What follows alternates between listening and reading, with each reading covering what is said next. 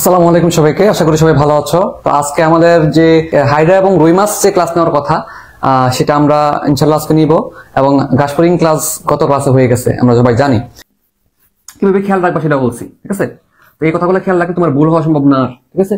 লাস্টবারের মতো পড়ে নাও, যেমন রাখো, বারবার পড়ার সময় নাই। আমি তোমাদের সময় এই টাইমে লাস্টবারের মতো একবার পড়ছিলাম বইটা ভালো মতো, ঠিক আছে? এরপরে আর বিস্তারিত পড়ি নাই। এরপরে জাস্ট যেগুলো বলে যাইতাম উপর দিয়ে গেছি। জানো আমি কি করছি জানো? আমার বাস্তব অভিজ্ঞতা আমি তোমাকে বলি। পরীক্ষা দিতে এমন একটা লেভেলে নিয়ে গেছি, একটা চ্যাপ্টার পরীক্ষা দিতে এমন একটা লেভেল নিয়ে গেছে যে আমার কনফিডেন্স জমা গেছে, আশা করছে যে আমি এই জায়গাটা পারবো, এই জায়গাটা পারবো না, অথবা একটা চ্যাপ্টার এই জায়গাটা পড়তে হবে আমাকে, আর পড়তে হবে না, এরকম একটা কনফিডেন্স জমে গেছে। তোমাদেরকে এই লেভেলে যাইতে হবে যে একটা চ্যাপ্টার রিভিশন দিতে বা সহজ করতে বা পরীক্ষা দিতে এমন একটা লেভেলে নিয়ে যেতে হবে যাতে তুমি বুঝতে পারো, শিওরলি বুঝতে পারো যে না, আমার এই টপিকটা না, বেশি একটা না পড়লেও পারবো আমি, বুঝছো কিনা? এই লেভেলে তোমাকে নিয়ে যেতে হবে, বুঝছো? কোশ্চেন সলভ করতে হবে বেশি বেশি, যাতে তুমি কোশ্চেন প্যাটার্ন বুঝতে পারো। আমাদের ক্লাসগুলো তো আমি তো তোমার কোশ্চেন প্যাটার্ন ধরাই ধরা বুঝাই দিতেছি, পাশাপাশি তুমি কোশ্চেন আরো সলভ করবা, বিগত বছর কোশ্চেন দেখবা, ভার্সিটি কোশ্চেন গুলো সলভ করার চেষ্টা করবা, আমাদের এক্সাম গুলো দিবা, ঠিক আছে? ভুল কি হয় সেগুলো ভারী করে তোমার কাজ করা শুরু করো ভুলগুলোর পিছনে, যাতে এই ভুল আর নেক্সট না হয়, ঠিক আছে? সহজ কথা যাতে ভুল না হয় এটা শিওর রাখবা। তুমি যদি আমাকে এটা গ্যারান্টি দিতে পারো, ভাইয়া মোটামুটি আমি পরিশ্রম করছি, ইংলিশ জিকে মোটামুটি পারি, আমি সহজ প্রশ্ন ভুল করবো না, তাহলে তোমাকে আমি গ্যারান্টি দিতে পারি তোমার চান্স হয়ে যাবে, বুঝছো কিনা? ইনশাল্লাহ। ঠিক আছে, রুই মাছ পড়া শুরু করি।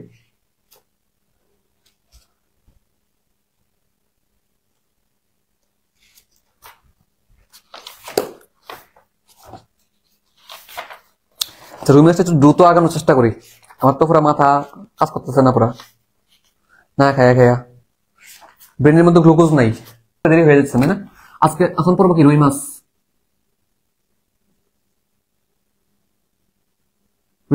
আচ্ছা, রুই মাছের মধ্যে কি পড়া আছে দেখো। নাম্বার ওয়ান, আমাদের কার্প জাতীয় মাছ আছে দুই রকমের, কার্প জাতীয় মাছ, ঠিক আছে?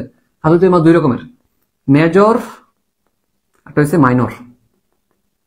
আমাদের ইসলামপুর থাকলে বা ইসলামপুর যদি পড়াইতাম একটু শর্টকাটে, তখন দেখা গেছে 1 ঘন্টার মধ্যে হাইড্রা শেষ করে ফেলতে পারতাম, ঠিক আছে?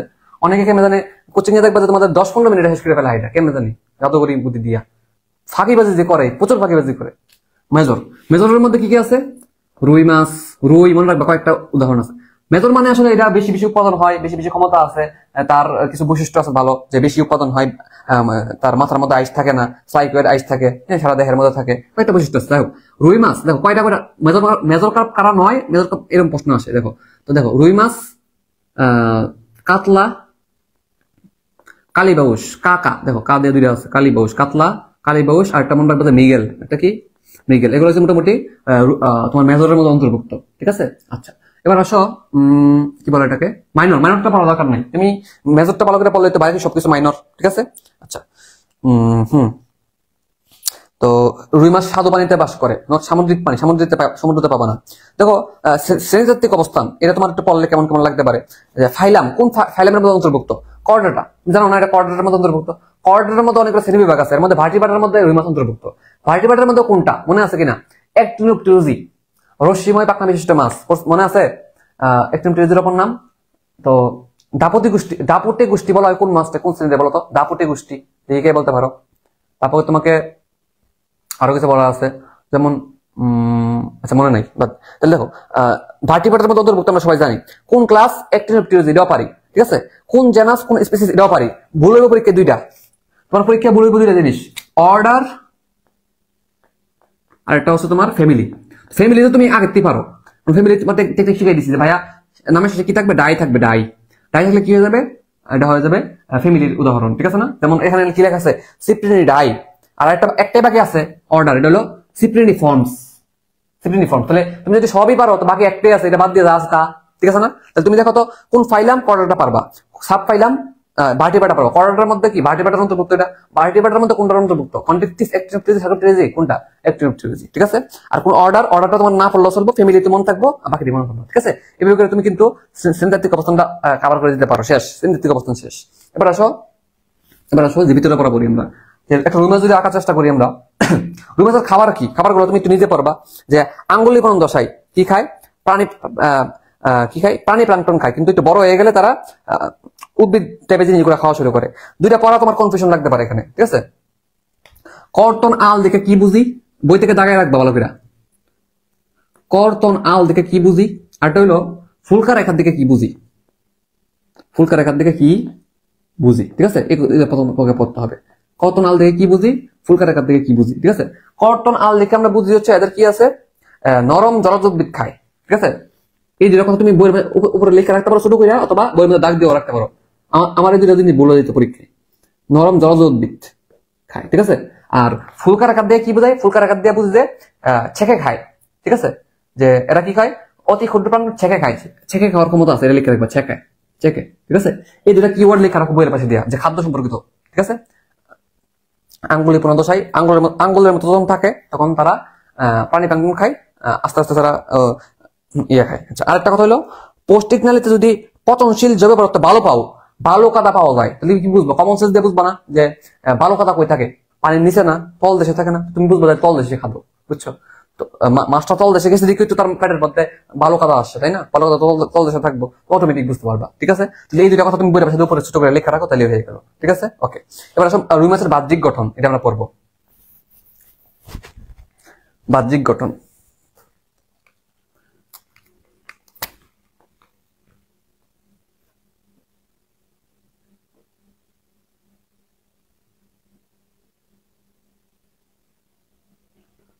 আচ্ছা দেখো বাহ্যিক গঠনে কি কি আছে দেখো তো। চোখ আছে, কিন্তু মনে রাখো চোখ থাকলেও চোখের পাতা নাই, চোখ আছে চোখের পাতা নাই, ঠিক আছে। এখানে আমাদের কি আছে, মোটামুটি একটা আমাদের কানকো আছে, তাই না, কানকো আছে, কানকো, আচ্ছা কানকো আছে। কানকুর নিচে কি আছে, কানকুর নিচে মোটামুটি আমাদের এই ফুলকা আছে, ঠিক না। আচ্ছা দেখো এখানে দেহের মাঝখান বরাবর একটা এরকম একটা রেখা থাকে, রেখা আকার জিনিস থাকে, ঠিক আছে, রেখা আকার জিনিস থাকে, এটা বলে পার্শ্বরেখা অঙ্গ, ঠিক আছে। বলতেছি কি কি পড়তে হবে এখানে, মাথা, দেহকাণ্ড, লেজ, তিনটা অংশ আছে।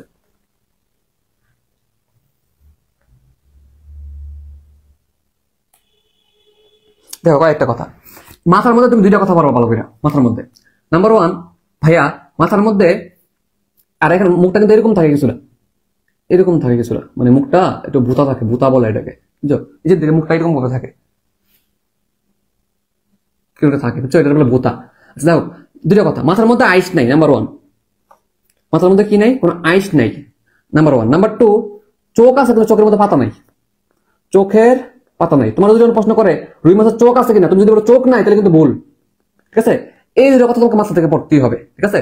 রুই মাছের মাথার মধ্যে কোনো আইস নাই, ভালো করে পড়বা, ঠিক আছে। এবং মাথার মধ্যে চোখ আছে কিন্তু চোখের পাতা নাই, চোখের পাতা বুঝতে চোখ না কোনটা, যেটা আমরা চোখ বন্ধ করে খুলি, বুঝছো কিনা, নাম্বার ওয়ান তথ্য।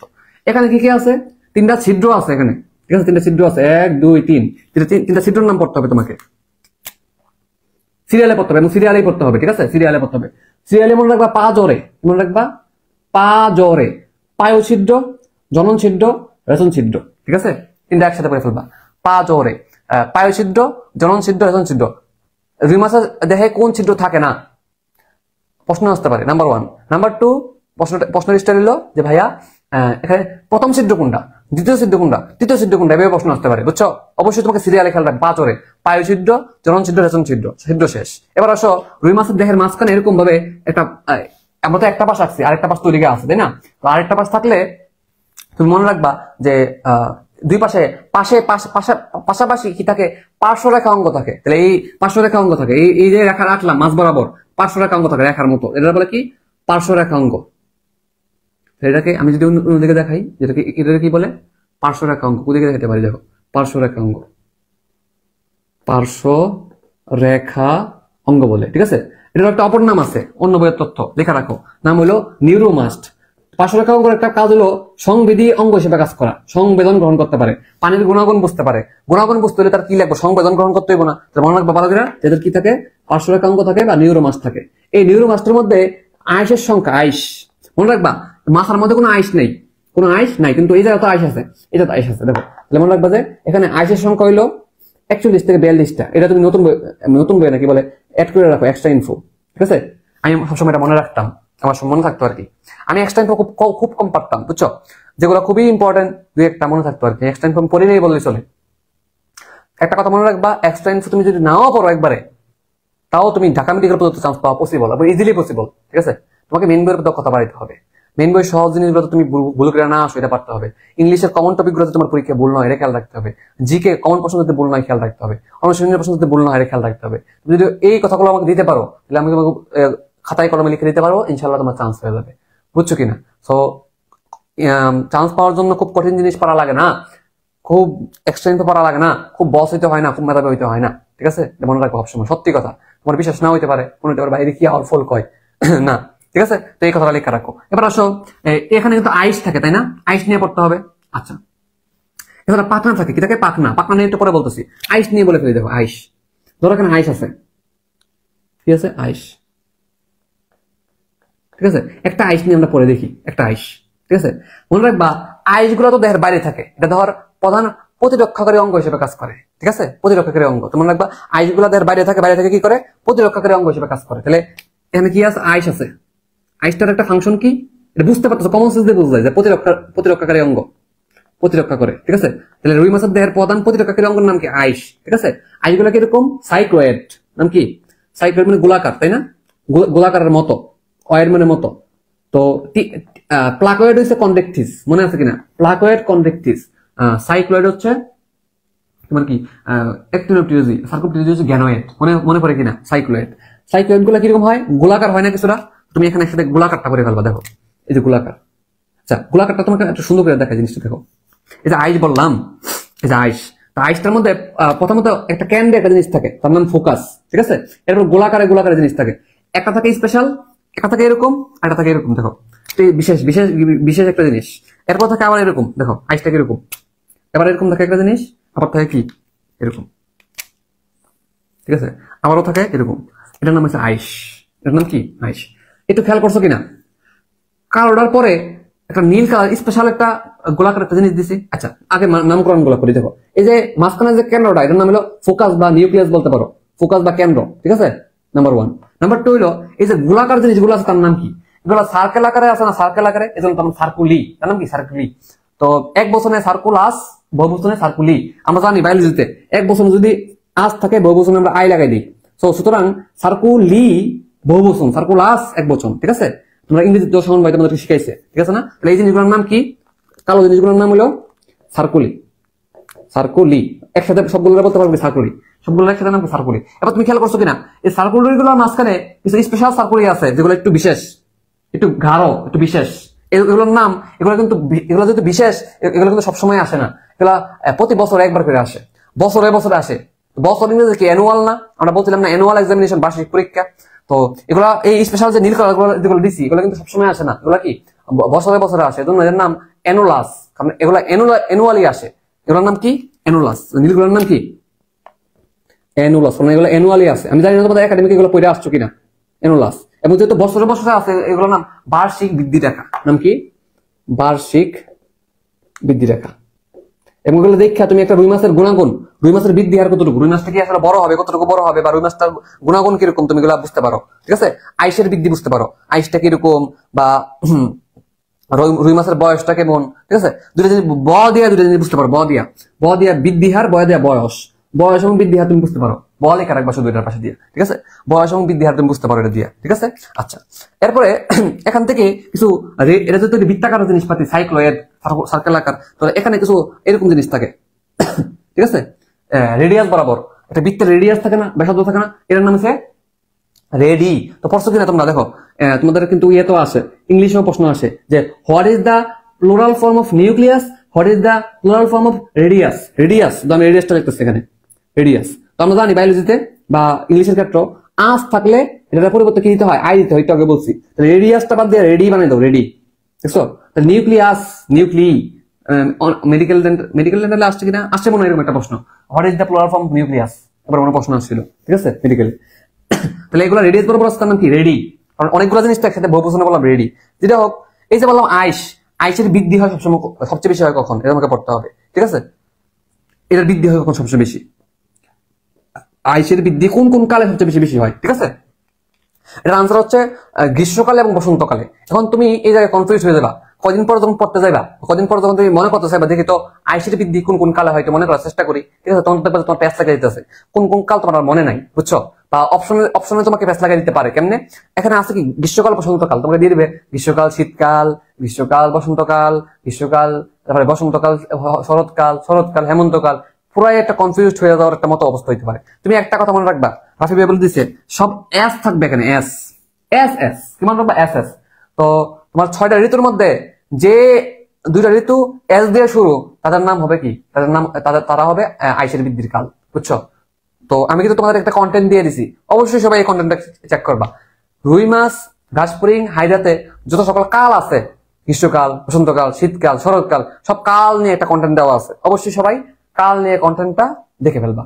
এখন কথা হচ্ছে ভাই, আমি যদি খুঁজে না পাই, তুমি আমাদের কন্টেন্ট গ্রুপে গিয়া শুধু সার্চ দিবা সকল কাল অথবা কাল, কাল দিলে চপ চলে আসছে। বুঝছো? সার্চ দিলে চলে আসবে কাল লেখলেই। বা তুমি তো ইয়াতে রুই মাছ বা ঘাসফড়িং এর যে কন্টেন্ট গ্রুপ আছে, আলাদা করে চ্যাপ্টার ওয়াইজ যে কন্টেন্ট গ্রুপ আছে, ওখানে গিয়ে দেখলেই পেয়ে যাবা। বুঝছো? তো এস দিয়ে কি? এস দিয়া সামার, এস দিয়ে স্প্রিং, এস দিয়া সামার মানে গ্রীষ্মকাল, এস দিয়ে স্প্রিং, স্প্রিং মানে বসন্তকাল। ঠিক আছে? আর কোন কালের নাম কিন্তু এস দিয়া নাই। বুঝছো? Summer, rainy season, autumn, late autumn, তারপরে তোমার কি স্প্রিং, উইন্টার, এস দিয়ে দুইটাই আছে, মনে রাখবা। তাহলে মনে রাখবা এস এস দিয়ে শেষ, তুমি এই পরীক্ষা মনে রাখতে পারবা। ঠিক আছে? তাহলে বলো মোটামুটি আইস বুঝছো কিনা? আইস হচ্ছে প্রতিরক্ষাকারী অঙ্গ, সাইক্লোয়েড হয়, এটা মনে রাখতেই হবে। ঠিক আছে? ধরো তোমার পরীক্ষা, তোমার হাতে আছে 1 মিনিট, তুমি রিভিশন দিবে এখন রুই মাছ, তুমি কি পারো বলো তো? তুমি তাড়াতাড়ি করে পড়ে চলে যাবা। আইস, সাইক্লোয়েড, লেজ, হোমো সার্কেল, লেজটা কিন্তু হোমো সার্কেল হয়। ঠিক আছে? এটা পড়বা। দেখো ইম্পর্টেন্ট পড়াগুলো তুমি কম সময়ে পড়বা, যখন তোমার সময় কম থাকবে। আর যখন সময় বেশি থাকবে তখন ক্লিয়ার করে পেরে যাবে সবকিছু। দেখো দেখো, এখানে আইস নাই, এখানে আই আছে, থাকলে কি রকম এবং আইসের গঠনটা কিরকম, তোমার চিত্র দিয়ে পড়া ব্যাপারটা বুঝাইলাম। এবার আসো, এখানে পাখনা থাকে, ছিদ্র করাই ফেলছি, পাখনা থাকে।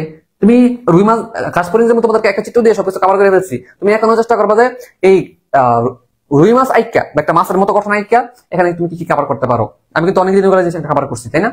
চিত্র দিয়ে পড়লে বেশি মনে থাকে, ভিজুয়ালাইজ হয় জিনিসটা। ঠিক আছে? নেক্সট টাইম তুমি একটা পেজের মধ্যে যা লেখছো এর দিকে তাকাই গেলে দেখবে যে পড়াটা অনেক সুন্দর লাগতেছে। ঠিক আছে? এবার আসলে লেজটার মধ্যে লেজটা কি টাইপের বলতো? লেজটা হচ্ছে হোমো সার্কেল বা সমান সমান, তাই না? এই পার্টটা সমান, এজন্য হোমো সার্কেল বলা হয়। হোমো সার্কেল, হোমো সার্কেল লেজ। ঠিক আছে? ওকে, হোমো সার্কেল লেজ। আচ্ছা, এবং তুমি লেজ ধরে বলতে পারো যে লেজ, এটা কি বলতে পারো যে প্রধান চলন অঙ্গ, কারণ লেজটা যখন এদিক দিয়ে নাড়াচড়া করবে তখন কিন্তু মাছটা সামনের দিকে যাবে। ঠিক আছে? এই জন্য মনে রাখবা প্রধান চলন অঙ্গের নাম হলো, তুমি কমন সেন্স দিয়ে মনে রাখবা, বাইরে গেলে কেন মুখস্থ করতে যাও, কমন সেন্স দিয়ে মনে থাকে না এগুলা, যে লেজ নাড়াইলে তো সামনের দিকে যাবে, তাই না? তুমি বলতে পারো যে লেজ, এটা কিন্তু পুচ্ছ পাখনা বলা হয়, পুচ্ছ মানে লেজের দিকের অংশ, লেজটাই হলো তোমার প্রধান চলনাঙ্গ। আর তোমার এই যে আইস হলো প্রধান প্রতিরক্ষাকারী অঙ্গ। ঠিক আছে? লেজটা কি টাইপের? Homo circle. আইসটা কি টাইপের? সাইক্লোয়েড। এগুলো তোমার মনে রাখতেই হবে, সব ভুলে গেল। ঠিক আছে? আর তোমাকে এগুলো তো তোমার কনসেপ্ট দিয়ে বুঝিয়ে বললাম কেন এই নামটা হইছে, কেন নাম করা। এগুলো যদি কেউ বুঝতে পারে সারা জীবন মনে থাকার মতো জিনিসগুলো। বুঝছো? নামগুলোর মধ্যে একটা কারণ আছে কেন নামগুলো দেওয়া হয়েছে। এনুয়াল দেওয়া হয়েছে এনুয়ালের কারণে, সার্কুলার দেওয়া হয়েছে কারণ সার্কেল আকারে আছে। ঠিক আছে না? আচ্ছা, বৃদ্ধি হার, বয়স নিয়ে করা যায়, এস এস শেষ, এই কথাগুলো এখানে আছে। বুঝছো? আচ্ছা, এবার আরেকটা পড়া পড়তে হয় যেটা ইম্পর্টেন্ট, সেটা হলো পাখনা। পাখনা পড়তে হয়। এখানে পাখনা আছে, পাখনা আছে, পাখনা আছে, পাখনা আছে। ঠিক আছে? পথে পাখনা মনে রাখবা, পথে 5 ধরনের পাখনা আছে। ঠিক আছে? 5 ধরনের পাখনা আছে। পাখনা নিয়ে আমাকে ভালো করেই পড়তে হবে। ঠিক আছে? পাখনাগুলো ইম্পর্টেন্ট। তো অন্য পড়াগুলো পড়ে ফেলছি, এবার পাখনা নিয়ে পড়বো। ঠিক আছে? পাখনা নিয়ে পড়বো। পাখনা নিয়ে একটা ছক বানাবো, ছকের মধ্যে সবকিছু গুছিয়ে ফেলবো। ঠিক আছে? স্পেশাল ছক। আচ্ছা, তাহলে আশা করি তুমি এই চিত্র রাইকা ছোট্ট একটা পেজের মধ্যে কি করবো জানো? ছোট্ট একটা পেজের মধ্যে চিত্র রাখবা, চিত্র রাইকা সেটা আমি তোমার যে কথাগুলো বলছি এই কথাগুলো তুমি একটা ছোট্ট পেজের মধ্যে নোট করে ফেলবা। রিভিশনের সময় তুমি সবার আগে এইটার দিকে তাকাইবা। সময় থাকলে তুমি বইয়ের পড়া পড়বা, কিন্তু রিভিশন যদি সময় না থাকে তখন তুমি এই কথাগুলো দেখে চলে যাবা। ঠিক আছে? হোমো সার্কেল, লেজ, সাইক্লোয়েড, আইস, গঠনটা কি কি বলছি না বলছি। ঠিক আছে? আর এখন তোমাকে যে ছকটা বানাই দিব এটা হলো, বুঝতে পারলাম। দেখো এখন যে ছকটা বানাই দিব হলো পাখনার ছক। এই পাখনার ছকটা তুমি অবশ্যই তোমাকে যেভাবে দেখাই দিব এইভাবে তুমি কইরা বইয়ের মধ্যে লাগাই দিবা। ঠিক আছে? নোট খাতার মধ্যে। ঠিক আছে? বুঝতে পারলাম তাইলে।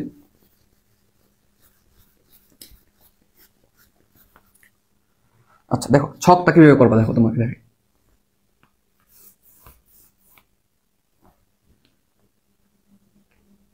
আমি তোমাকে মেনলি 2টা পড়া পড়াবো এখানে। ঠিক আছে? বাকিগুলো তোমরা করলে করবা, না করলে সমস্যা নেই।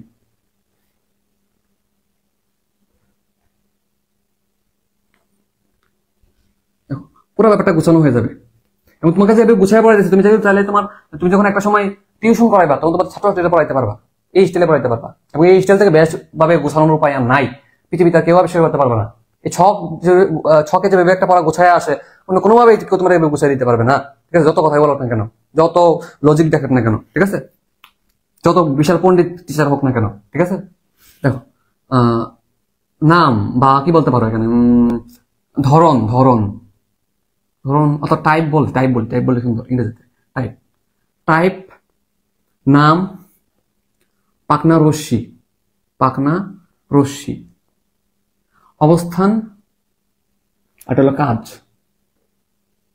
কাজ। ঠিক আছে, আচ্ছা।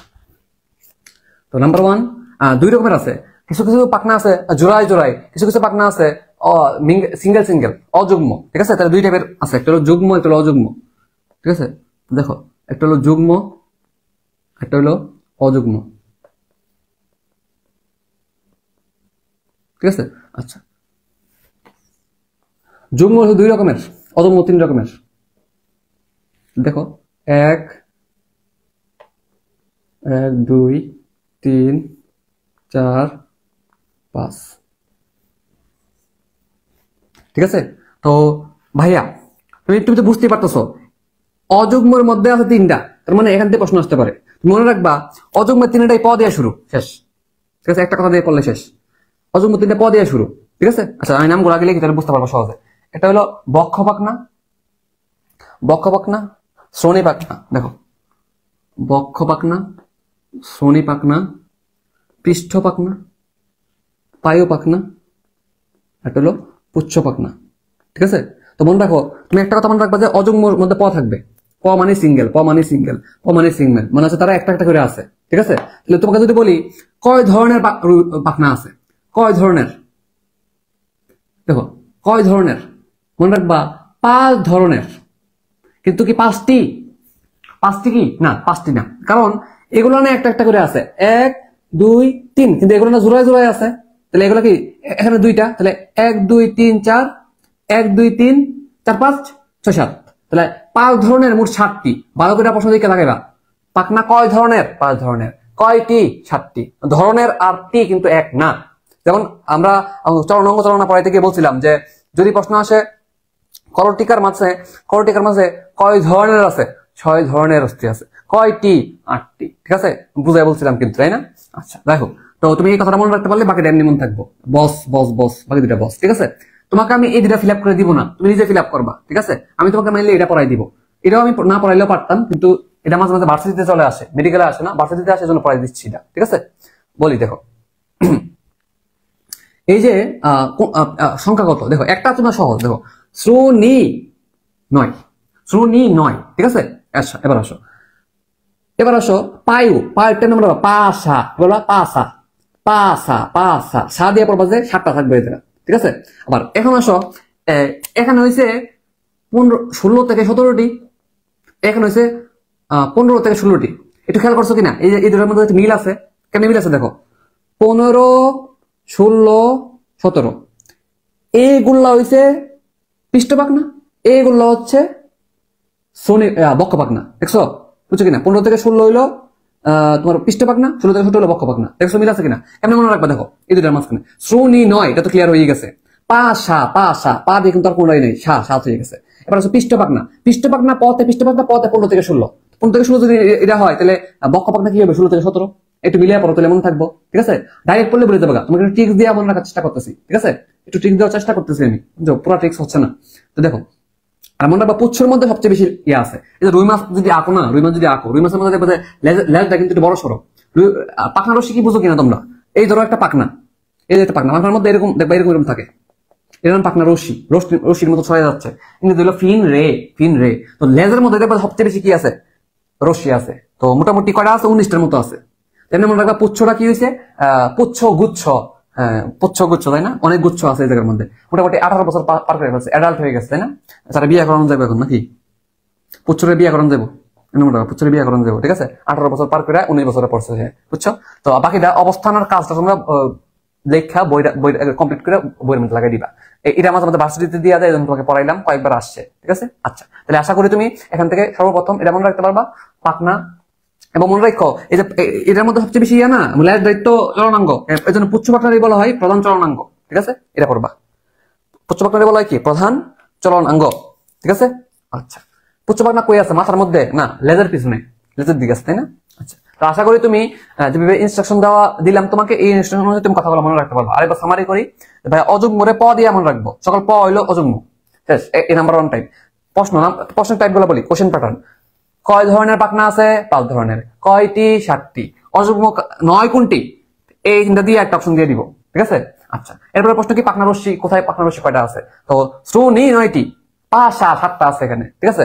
আচ্ছা, এবং সাঁতারের সময় সুস্থিত রাখে, সা দিয়ে কিন্তু আরো কথা মিলবে, এটা কাজ কিন্তু মিলে যাবে এখানে। সাঁতারের সময় সুস্থিত রাখে, পাশাপাশি কি বলে এটাকে, হ্যাঁ সাঁতারের সময় সুস্থিত রাখে, সা দিয়ে মিলে যাবে, সাঁতারের সময় সুস্থিত রাখে, কাল দেওয়া যাবে দেখবে এখানে, ঠিক আছে। আচ্ছা, এরপরে কি আর কি, এই তো অবস্থানগুলো তুমি তো কমন সেন্স দিয়ে চিত্র দিয়ে মনে রাখতে পারবা, লিখে নিবে এখানে, হ্যাঁ। আর কাজগুলো তুমি একবার এখানে লিখে দিবে, কাজগুলো বেশি একটা পরীক্ষা আসে না, এগুলো করলে হয়ে যাবে। পৃষ্ঠ 15 থেকে 16 বছরে মনে রাখবা যে সে 18 বছর পার করে ফেলেছে, শেষ, এনে মনে রাখবা, ঠিক আছে। ট্রিক্স লাগে পরও মনে থাকবে, নাহলে ডাইরেক্ট মুখস্থ করলে সংখ্যাগুলো মনে থাকবে না, ঠিক আছে। আশা করি তোমার পাখনা ক্লিয়ার। তাহলে আমরা মোটামুটি রুই মাছের মাথা ক্লিয়ার করছি, দেহকাণ্ডে ক্লিয়ার করছি, দেহকাণ্ডে 3টা জিনিস পড়ছি, নিউরোমাস্ট বা পার্শ্বরেখাঙ্গ পড়ছি, তারপরে তোমার আইস নিয়ে পড়ছি, তারপরে হচ্ছে পাখনা নিয়ে পড়ছি, 3টা ছিদ্র আছে পাজরে দিয়ে পড়ছি, লেজ নিয়ে পড়ছি। এই তো মোটামুটি রুই মাছের বাহ্যিকরণ পড়া হয়ে গেছে, বুঝছো। ভিতরে পড়তে গেলে, রুই মাছের অন্তর গঠন পড়তে গেলে তোমাকে মেনলি পড়তে হবে পটকা নিয়ে, ঠিক আছে। পটকা আমরা বা বায়োসিল নিয়ে এটা আমরা পড়বো, ঠিক আছে, এটা থাকুক সামনে। এখন আমরা মেনলি পড়বো রক্ত সংবহনতন্ত্র, এখান থেকে কিভাবে আমাদের পড়তে হবে এটা আমাদের খেয়াল রাখতে হবে, ঠিক আছে। কি কি টাইপের প্রশ্ন আসে বা কেমনে মনে রাখবো, ঠিক আছে। দেখো,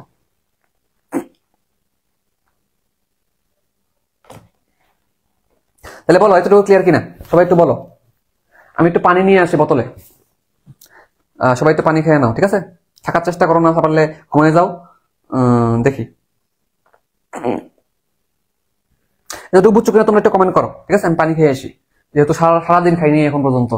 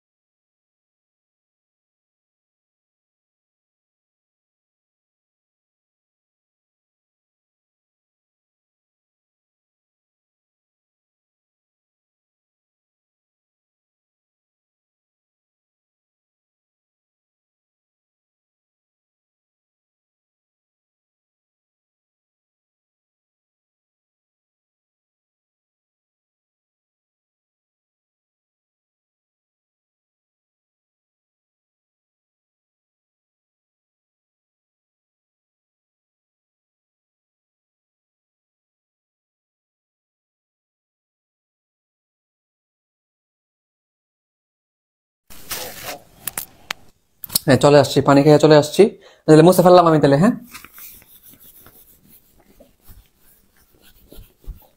আমরা ইউটিউবে যে ক্লাসগুলো দিতেছি না ফ্রিতে, এই ক্লাসগুলো কিন্তু পুরাপান সেই সেই ভালো ভালো কমেন্ট করতেছে, তোমরা আমাদের দেখো। আমার ইউটিউবে যেগুলো ভিডিও দিচ্ছি, আমার ক্লাসগুলো কিন্তু পুরাপান সেই পছন্দ করতেছে, কারণ অনলাইনে আগে কেউ এভাবে গুছিয়ে পড়ায় নাই, বুঝছো, কেউই পড়ায় নাই এভাবে গুছিয়ে, এজন্য নতুন জিনিস পাই পুরাপান খুশি।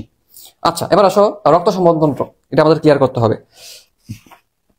কয়েকটা কথা, আমার কথাগুলো একটু খেয়াল রাখো, ঠিক আছে, তাহলে দেখবে হয়ে গেছে, বেশি কনফিউশন লাগবে না, ক্লিয়ার হয়ে যাবে। আচ্ছা, খুব কঠিন ভাবে পড়তে হবে না তোমাকে। আচ্ছা, ক্লিয়ার করে দেখো, একটু খেয়াল করবা এই জায়গাটা, রক্ত সংবহন তন্ত্র আমরা কি কি পড়তে হয় আসলে। দেখো, রক্ত সংবহন তন্ত্র সতর্কতামূলক ভাবে পড়ে থাকবা, পরীক্ষায় আসবে দেখবা তোমাদের পারতে হবে। নাম্বার 1, রক্ত সম্বন্ধে 3টা জিনিস নিয়ে পড়ি মেইনলি। রক্ত সম্বন্ধে বললে 3টা জিনিস নিয়ে আমরা পড়ি। দেখো, তোমাকে আমি অনেকবার বলছি, রক্তর অধ্যায় বলছি, কাশপরিংও বলছি, এখনো বলবো। এখন এটা হলো তোমাকে 3টা জিনিস লাগবে। নাম্বার 1, তুমি মনে করো এক জায়গায় যাইবা, যে যাবে প্যাসেঞ্জার লাগবে কিনা, প্যাসেঞ্জার লাগবে।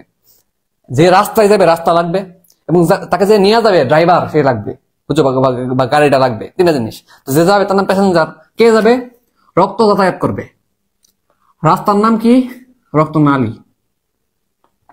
রাস্তার নাম কি, রক্ত নালী। কে নিয়ে যাবে, ড্রাইভারের নাম হৃৎপিণ্ড বা হার্ট, বুঝছো।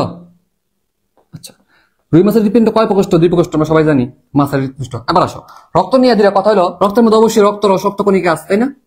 রক্ত বাংলায় কি পাবো, রক্তরস, রক্ত কণিকা, ঠিক না। মজার ব্যাপার আছে কয়েকটা কথা।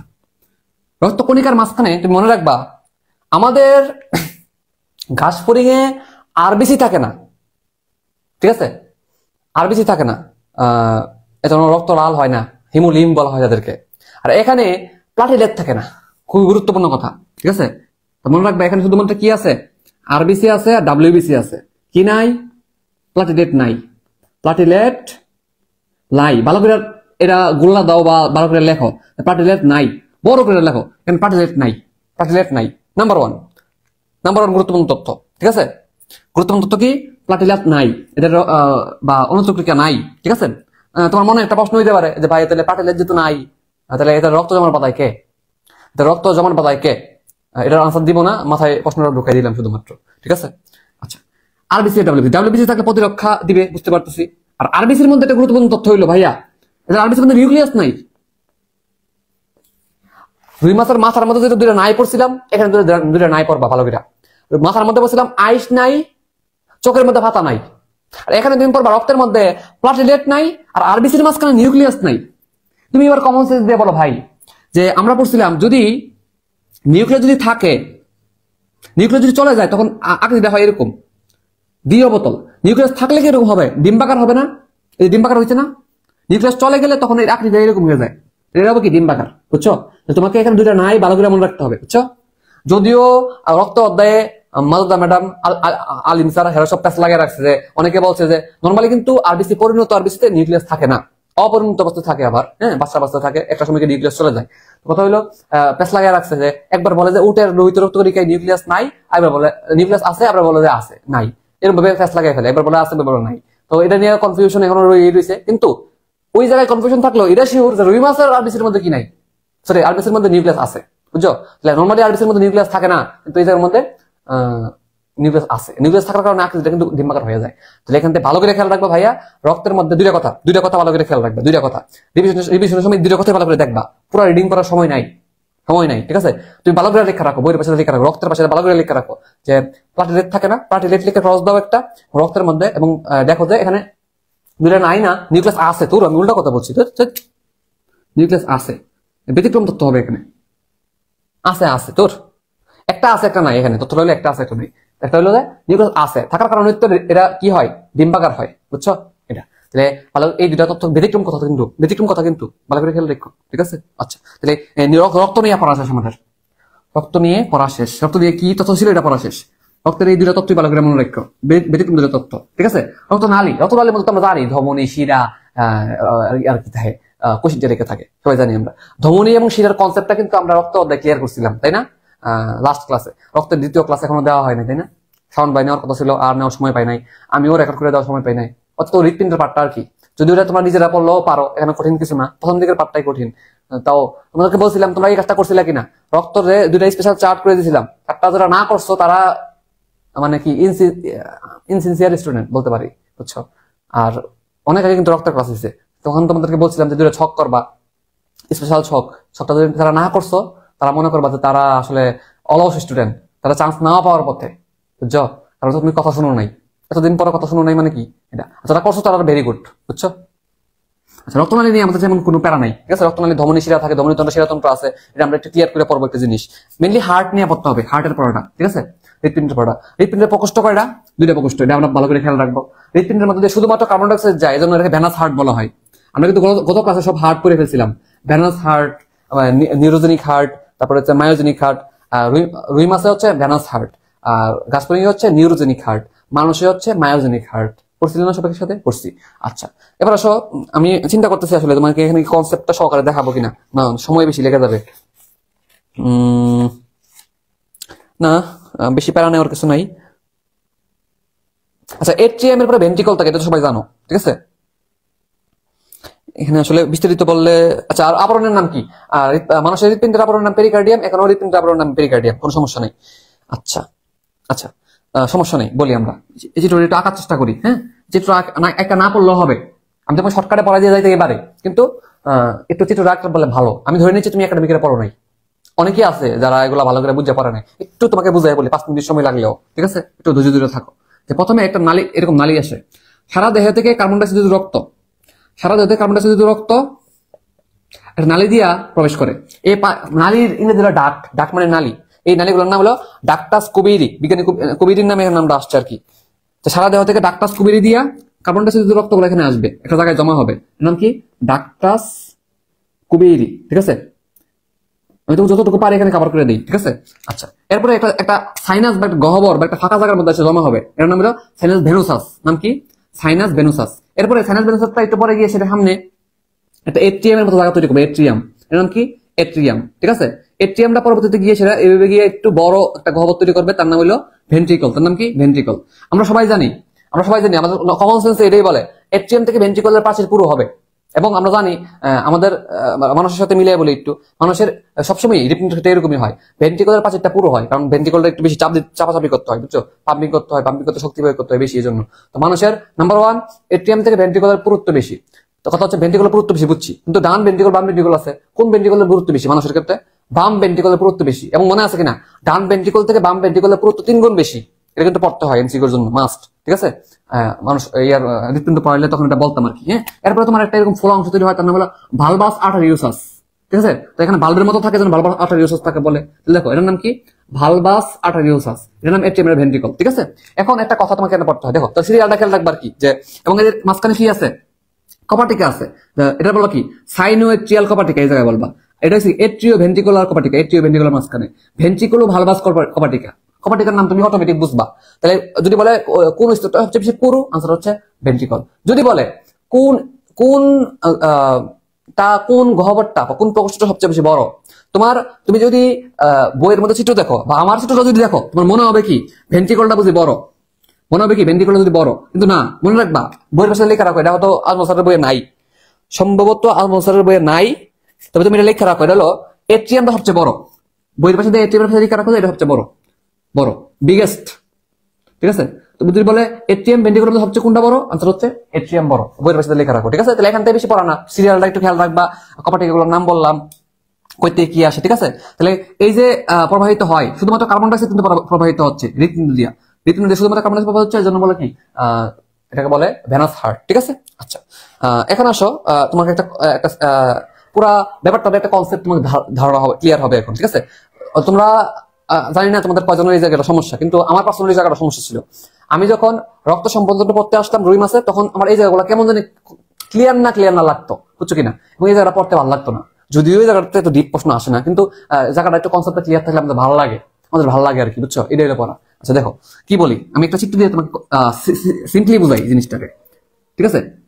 তোমাকে কিন্তু সব পড়তে হবে না, তুমি রিভিশনের সময় কি পড়বা বলো, রিভিশনের সময় তোমাকে দেখাবো আজকে ক্লাসে, মনে করো যদি ভুলে যাই, ঠিক আছে, ভাইয়া বলে তুমি মনে করাইও, সে কমেন্ট করে ভাইয়া রিভিশন কেমন দিতে হয় আমার একবার শিখান, দেখবেন 5 মিনিটে রিভিশন দিয়ে ফেলবো, 5 মিনিটে রিভিশন দিয়ে ফেলবো, তুমি আমাকে মনে করাইও যদি ভুলে যাই, ঠিক আছে। দেখো কি কি আছে, এই যে হৃৎপিণ্ড, হার্টের অংশগুলো তো পড়ছি, আশা করি পারি। হার্ট থেকে এই যে কার্বন ডাইঅক্সাইড রক্তগুলো তো আসছে, তাই না। আচ্ছা, এই কার্বন ডাইঅক্সাইড রক্তগুলোরে সামনে প্রবাহিত করতে হবে কিনা, সামনে কার্বন ডাইঅক্সাইড রক্তগুলোরে প্রবাহিত হবে, ঠিক আছে। এই যে হার্ট থেকে যেটা বাইরে হচ্ছে তার নাম হলো এফারেন্ট ব্রাঙ্কিয়াল ধমনী। হ্যাঁ, ব্রাঙ্কিয়াল মানে ধমনী, মানে কি দেখো, হার্ট থেকে যেটা বাইরে হয় তারা বলে ধমনী। আমরা তো কনসেপ্ট শিখেছিলাম, হার্টে যেটা ঢুকে তার নাম শিরা, হার্ট থেকে যেটা বাইরে হয় তার নাম হলো ধমনী, কনসেপ্ট তো শিখেছিলাম। তাহলে এর নাম কি? ধমনী। এর নাম কি? এর নাম হলো ধমনী। এটা ফুলকাই যাবে, ফুলকারে আমরা ব্রাঙ্কো কথাটা থাকলেই ব্রাঙ্কো এই কথাটা থাকলে তুমি ধরে নিবে ফুলকা সম্পর্কিত কিছু একটা, ফুলকায় গিয়ে প্রবেশ করবে। তাহলে আমি দেখো ফুলকায় প্রবেশ করে গেছে আগে, এর নাম কি? ফুলকায় প্রবেশ করাইতেছি, ফুলকায় প্রবেশ করতেছে, এই জন্য তার নাম হইলো ব্রাঙ্কিয়াল ধমনী। তার নাম কি? ব্রাঙ্কিয়াল ধমনী। এবং এটা কি ফুলকার দিকে ঢুকতেছে না, ফুলকার অন্তরে ঢুকতেছে না, ভিতরে ঢুকতেছে না, এটা বলে কি? অন্তর্বাহী ব্রাঙ্কিয়াল ধমনী। অন্তর্বাহী, অন্তরের দিকে বহন করছে। বাংলাতে হইলো এফারেন্ট মানে যে আসে, ডিফারেন্ট মানে বাইরে হয়ে যায়, বুঝছো কিনা। তাহলে ইংরেজিতে হইলো এফারেন্ট ব্রাঙ্কিয়াল ধমনী। এটা 4 জোড়া থাকে, কয় জোড়া? যদিও আমি তোমাকে একটা আঁকছি, কিন্তু এটা কয় জোড়া থাকে? 4 জোড়া, ঠিক আছে। এটা করবা, ঠিক আছে। ফুলকার থেকে যেটা বাইরে হয় তার নাম হইলো ইফারেন্ট। তাহলে খেয়াল করে দেখো, তুমি হার্ট থেকে খেয়াল করো, এই যে কার্বন ডাইঅক্সাইড দিব, কার্বন ডাইঅক্সাইড রক্তটা তুমি যে প্রবাহিত করে যে হার্ট দিয়ে নিলা, এবার এটা কি এদিকে যাবে না? এদিকে যাবে। অর্থাৎ তুমি দেখো হার্ট থেকে কিন্তু কার্বন ডাইঅক্সাইড রক্তটা বাইরে হয়েছে, কার্বন ডাইঅক্সাইড রক্তটা কিন্তু হার্ট থেকে বাইরে হয়েছে, খেয়াল করছো? বাইরে হয়েছে, কিন্তু বাইরে হয়ে যাচ্ছে ফুলকায় গিয়া মাছের মধ্যে এই যে সারা দেহ থেকে কার্বন ডাইঅক্সাইড রক্তটা প্রবাহিত করে ফুলকায় নিয়ে গেছে। একটা মাছ যদি আমি একটা মাছ আঁকে, যদি তোমার কনসেপ্ট আরো ক্লিয়ার করে দেখো, কনসেপ্ট ক্লিয়ার করলে মজা লাগে, পরীক্ষা না আসলে মজা লাগে। দেখো এই হলো মাছের মধ্যে ধরো এটা, তোর হার্টটা হচ্ছে এই জায়গার মধ্যে, দেখো হার্টটা হচ্ছে এরকম, সারা দেহ থেকে অক্সিজেন কার্বন ডাইঅক্সাইড রক্তগুলো নিয়ে সেটা মনে করে এই মনে করো হার্ট থেকে বাইরে হলো এটা, ঠিক আছে, এটা বাইরে হলো, ঠিক আছে। তাহলে চিন্তা করা যায় এই সারা দেহ কার্বন ডাইঅক্সাইড রক্তগুলোরে নিলাম নিয়ে কি করবো, কার্বন এই যে এটার নাম ভালভাস আর্টেরিওসাস, এটা দিয়া প্রবাহিত করবো কোথায়, ফুলকায় নিয়ে যাবো। এই যে ফুলকাই কিন্তু এখানে আছে, ঠিক আছে, ফুলকায় নিয়ে যাবো। এই দেখো তাহলে হার্টে কি করলাম, কার্বন ডাইঅক্সাইড রক্তটারে দেখো, কার্বন ডাইঅক্সাইড রক্ত সারা দেহ থেকে আসছে, আইসা এই যে হার্ট দিয়ে প্রবাহিত হইয়া কই গেল, এই যে হার্ট দিয়ে প্রবাহিত হইয়া কই যাচ্ছে, ফুলকায় যাচ্ছে। এই যে ফুলকায় প্রবাহিত হচ্ছে, ফুলকাই। তাহলে দেখো এই যে হার্ট থেকে কই গেল, কার্বন ডাইঅক্সাইড রক্তটা ফুলকায় গেল। ফুলকায় গিয়ে কি হবে জানো, তুমি যে মাছ যে পানি গ্রহণ করে না, পানি যে হয় না বেপন প্রক্রিয়ায় কার্বন ডাইঅক্সাইড বাইর হয়ে যাবে, এবং মনে রাখবা এখানে অক্সিজেনটা প্রবেশ করে বেপন প্রক্রিয়া। তাহলে কার্বন ডাইঅক্সাইড বাইরে, তাহলে দেখো হার্ট দিয়ে কিন্তু শুধুমাত্র কার্বন ডাইঅক্সাইড প্রবাহিত হয়। হার্ট দিয়ে কার্বন ডাইঅক্সাইড প্রবাহিত হওয়ার পর আস্তে আস্তে কই গেল, ফুলকায় গিয়ে কার্বন ডাইঅক্সাইডটা বাইরে হয়ে গেল, পানির সাথে পানির ঠেলায় বাইরে হয়ে গেল মাছের মুখের দিক দিয়ে গিয়া, এবং এর সাথে কার্বন ডাইঅক্সাইড ঢুকলো, অক্সিজেন ঢুকিয়া অক্সিজেন প্রবাহিত হচ্ছে, ঠিক আছে। এবার অক্সিজেনটা সারা দেহ প্রবাহিত করে দিতে না, তুমি ফুলকার মধ্যে কি করলা, অক্সিজেনটারে কার্বন ডাইঅক্সাইড অক্সিজেন কি হলো, একটা এক্সচেঞ্জ হইলো, হওয়ার পর এখান থেকে এরা কি সারা দেহ পৌঁছে দিব না, সারা দেহে পৌঁছে দিবা, সারা দেহ বা কোষে প্রবাহিত করে দিবা। তো এই যে কোষে প্রবাহিত করলা, তাহলে অক্সিজেনটা কি আসলো, দেখো অক্সিজেনটা কিন্তু কি সারা দেহ বা কোষের মধ্যে সাপ্লাই হওয়ার পর কোষের মধ্যে অক্সিজেনটা ব্যবহার করার পর কার্বন ডাইঅক্সাইড ব্যবহৃত হবে না, কার্বন ডাইঅক্সাইডটা অটোমেটিক আবার এখানে হার্টের মধ্যে ফিরে আসবে, হার্টের মধ্যে আবার কার্বন ডাইঅক্সাইডটা ফিরে আসবে। বুঝছো? তাহলে বুঝছো পুরো ঘটনাটা কেমন হয়েছে, যে সারা দেহ থেকে আমি কার্বন ডাইঅক্সাইডটা নিয়ে আসলাম হার্ট থেকে ফুলকাতে গেল, ফুলকা থেকে আবার সারা অক্সিজেনটা এখানে এক্সচেঞ্জ হওয়ার পর অক্সিজেনটা সারা দেহ ভিতরে আবার এভাবে চলতেছে। এটারই বলে কি, এটারই বলে একচক্রী পরিবহন। অর্থাৎ এই পরিবহনে সারা দেহে একবার অক্সিজেন প্রবাহিত হওয়ার জন্য একবার হার্টে পাস করার লাগে, এজন্য বলে কি একচক্রী পরিবহন বা সিঙ্গেল সার্কিট সার্কুলেশন। আর মানুষের ক্ষেত্রে যেহেতু দুইবার হার্টে পাস করা লাগে, সারা দেহে একবার রক্ত প্রবাহিত করতে মানুষের রক্তরে হার্টকে দুইবার পাস করা লাগে, এজন্য বলে কি দ্বিচক্রী পরিবহন, মানুষের ডাবল সার্কিট সার্কুলেশন। বুঝছো? এটা হচ্ছে তোমার কি কনসেপ্টটা, এটা কি তোমার কনসেপ্ট, যে কেমনে কোথা থেকে কই যাচ্ছে। এটা না জানলে বেশি ক্ষতি না, পরীক্ষায় ভুল করবা না, কিন্তু তোমার জানলে মজা লাগবে। এটা অর্থাৎ তোমাকে রুই মাছের প্রতি একটা ভালোবাসা কাজ করবে, মনে হবে যে বুঝি মানে কোথা থেকে কই যাচ্ছে বুঝি। হ্যাঁ, ভিতরে অত কঠিন ভাবে না বুঝলো, সহজ ভাবে বুঝি, বুঝছো কিনা, এটা ভালো লাগবে তোমার মধ্যে, বুঝছো? রুই মাছ অন্তত ভালো লাগবে। এখন তুমি বলতে পারো ভাই এখন পরীক্ষা এসে পড়ছে যে এখন মেডিকেলে ভর্তি পরীক্ষা 40 দিনের মতো, এখন এত বুঝি দিয়ে কি করবো। এখন তো তুমি যদি জীবনে না বুঝো, অনেকগুলো লস আছে। যে একটা সময় হয়তো বা কোনো কনসেপচুয়াল প্রশ্ন আছে, তুমি আটকে দেবা, অথবা তুমি হয়তো এই প্রশ্নই পারবা না। তুমি যদি ভালো করে না পড়ো, তুমি হয়তো এই প্রশ্নটাই পারবা না। তুমি যদি কখনো বলে হার্ট থেকে কোনটা বাইর হয়, তুমি তো এই প্রশ্নটাই পারবা না। বা হার্ট থেকে বাইর হইয়া কার্বন ডাইঅক্সাইডটা কই যায়, তুমি যদি কনসেপ্ট গুলো ক্লিয়ার না থাকে, তুমি হয়তো এই প্রশ্নটাই পারবা না। এজন্য মাঝে মাঝে কনসেপচুয়াল প্রশ্ন আসলে তুমি যদি পারো, এবং তোমাদের পড়াটা করে একটু ভালো লাগে কাজ করে, যে কঠিন না মনে হয়, এবং সাথে সাথে তুমি যখন টিউশন করাইবা একটা সময় গিয়া, তখন যদি পড়াইতে পারো, বুঝতে পারছো? সব দিকে চিন্তা করতে হবে আমাদেরকে, ঠিক আছে? আমরা বর্তমান ভবিষ্যৎ সব চিন্তা করে ফেলছি, আল্লাহ বাঁচাইলে, ঠিক আছে? টিউশন করার সময় তুমি যেটা পড়াইতে পারবা, পড়ানোর সময় আমাদের স্টুডেন্টদের কনসেপ্ট ক্লিয়ার হবে, বুঝছো? এটা হলো কথা। তো এটা হলো কথা আর কি, বুঝছো? তাহলে ভাইয়া অন্তর্বাহী দিলেন, বহির্বাহী নাই। তাহলে ফুলকা থেকে যেগুলো বাইর হয় তার নাম কি? বহির্বাহী ব্রাঙ্কিয়াল ধমনী। ব্রাঙ্কিয়াল মানে ফুলকা, তাহলে এর নাম কি? বহির্বাহী ব্রাঙ্কিয়াল ধমনী। ব্রাঙ্কিয়াল মানে ফুলকা সম্পর্কিত কিছু একটা। আর এটা কি ধমনী না শিরা? অবশ্যই ধমনী, ঠিক আছে? কারণ এখনো পর্যন্ত কিন্তু শিরা কেন না আমি বলবো না এখন, ঠিক আছে? এটা হচ্ছে কনসেপচুয়াল জিনিস, বাদ দাও। তাহলে এটার নাম অন্তর্বাহী ব্রাঙ্কিয়াল। এটা 4 জোড়া, এটা 4 জোড়া, ঠিক আছে? এটাও কি 4 জোড়া, বুঝছো? আচ্ছা ঠিক আছে। এরপরে তার নাম শিরা হয়ে যায়, একটু পর্যন্ত বহির্বাহী ব্রাঙ্কিয়াল ধমনী থাকে একটু পর্যন্ত। এরপরে তার যখন সারা দেহ থেকে কার্বন ডাইঅক্সাইড রক্ত আবার ফিরে নিয়ে আসে, সাইনাস ভেনাস আছে, ডাক্টাস কুবিলি দিয়ে, এই যে ডাক্টাস কুবিলি দিয়ে সারা দেহ ফিরে নিয়ে আসে, তখন তার নাম হয়ে যায় শিরা, বুঝছো কিনা?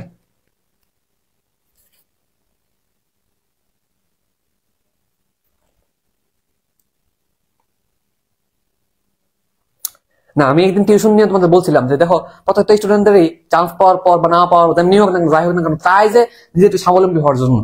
সবার একটা মনের ইচ্ছা আছে যে আমি কোনোদিন টিউশনি করে নিজে একটা ইনকাম করে বাবা মাকে গিফট দিব, বা কোনো একটা মাস বাবা মা থেকে টাকা নিব না, নিজের ইনকামটা দিয়ে নিজেই টাকা খরচ চালাবো। এটা সব প্রত্যেকটা স্টুডেন্টদের, যারা রিচ কিড, যারা অনেক বড় লোক, তারা নিয়ে আমার কথা না, আমার কথা হচ্ছে ম্যাক্সিমাম স্টুডেন্ট নিয়ে আমি কথা বলতেছি, যে তাদের মনের মধ্যে যদি ইচ্ছা থাকে যে কোনো একটা মাসে টাকা নিব না বাসা থেকে, কোনো একটা মাসে নিজের খরচটা নিজে চালাবো, বা কোনো একটা মাসে বা আমি বাবা মাকে সাপোর্ট দিব, কোনো একটা গিফট দিব, এটা সবার মনের মধ্যে একটা ইচ্ছা থাকে। তুমি স্বীকার করলো সত্যি, না স্বীকার করলো সত্যি, ঠিক আছে? তো এই জায়গাটা থেকে আমাদের একটা বড় উপায় হলো টিউশন করানো। তো সবাই টিউশন করাতে চায়, অনেকে পায় অনেকে পায় না। ধরো পাইছো, পাইলে তো ভালো পড়াইতে হবে, তাই না? পড়াইতে গেলে তখন তোমাদের জিনিসগুলো ক্লিয়ার থাকতে হবে। ফাঁকিবাজি যারা করছো তারা তো এগুলো পারবা না। এই জন্য অন্তত টিউশন করার জন্য হইলে পড়ো, ঠিক আছে? নিজের না জন্য না হইলো। যাই হোক, তোমাকে কনসেপ্টটা তোমাকে বলছি সুন্দর করে, কি হয় না হয়, ঠিক আছে? আচ্ছা যাই হোক, এত কথা আমাদের পড়া না পড়লো চলতো। তুমি ভালো করে পড়বা যে ভাইয়া অন্তর্বাহী কয়টা, বহির্বাহী কয়টা, এরা পড়বা। বেশি প্রশ্ন আসে না, কঠিন প্রশ্ন আসে না এখান থেকে, ঠিক আছে? আর তোমাকে তো পুরো আর বুঝাতে পারবো না এখন আর, পুরোটা বলে দেখলে অনেক সময় লেগে যাবে বা একাডেমিক লেভেলে চলে যাবে আর কি, ঠিক আছে? আচ্ছা, এখানে একটা পড়া পড়তে হয় যে ডরসাল এওটা কোথায় কোথায় সাপ্লাই দেয়। দেখো আমি মুছে ফেললাম তাহলে জিনিসটা, তোমার কনসেপ্টের জন্য তোমাকে একটু বলছি আমি। তাহলে 1 2 3 মুছে ফেললাম। ডরসাল এওটা সারা দেহে, যে আমি তোমাকে বলি এখান থেকে ফুলকা থেকে একটা জিনিস বাইর হয়, তার নাম ডরসাল এওটা। কি বের হয়? ডরসাল এওটা। তোমাকে সারা দেহ বলছি, সারা দেহ মানে কি শুধুমাত্র কি মানে নির্দিষ্ট কোনো নাম আছে না, তার কিন্তু সারা দেহ মানে কিন্তু রুই মাছের লেজ হইতে পারে, রুই মাছের বৃক্ষ হইতে পারে, রুই মাছের যকৃত হইতে পারে, সারা দেহ কিন্তু সাপ্লাই দেয়। তাহলে এখান থেকে ডরসাল এওটা বাইর হয়, নাম কি? সারা দেহ তুমি অক্সিজেন সাপ্লাই দিবা না সারা দেহে, ডরসাল এওটা। নাম কি? ডরসাল এওটা। ডরসাল এওটাটা কি করবে? সারা দেহ সাপ্লাই দিবে। সারা দেহের কোন কোন অংশে সাপ্লাই দিবে, এই নামগুলো আমরা শিখবো। কোথায় সাপ্লাই দিলে তার নাম কি। তাহলে এই যে বহির্বাহী ব্রাঙ্কিয়াল ধমনী, এটা তো এখানে আসলো, আসার পর ডরসাল এওটাতে রূপান্তর হলো। ডরসাল এওটাটা আলটিমেটলি সারা দেহে কিন্তু অক্সিজেন সাপ্লাই দিবে। সারা দেহের কোথায় কোথায় সাপ্লাই দিব, কোথায় কোথায় সাপ্লাই দিব, এটা আমরা শিখবো। কোথায় সাপ্লাই দিবে তার নাম কি, কোন ধমনী তার নাম, ঠিক আছে? আচ্ছা,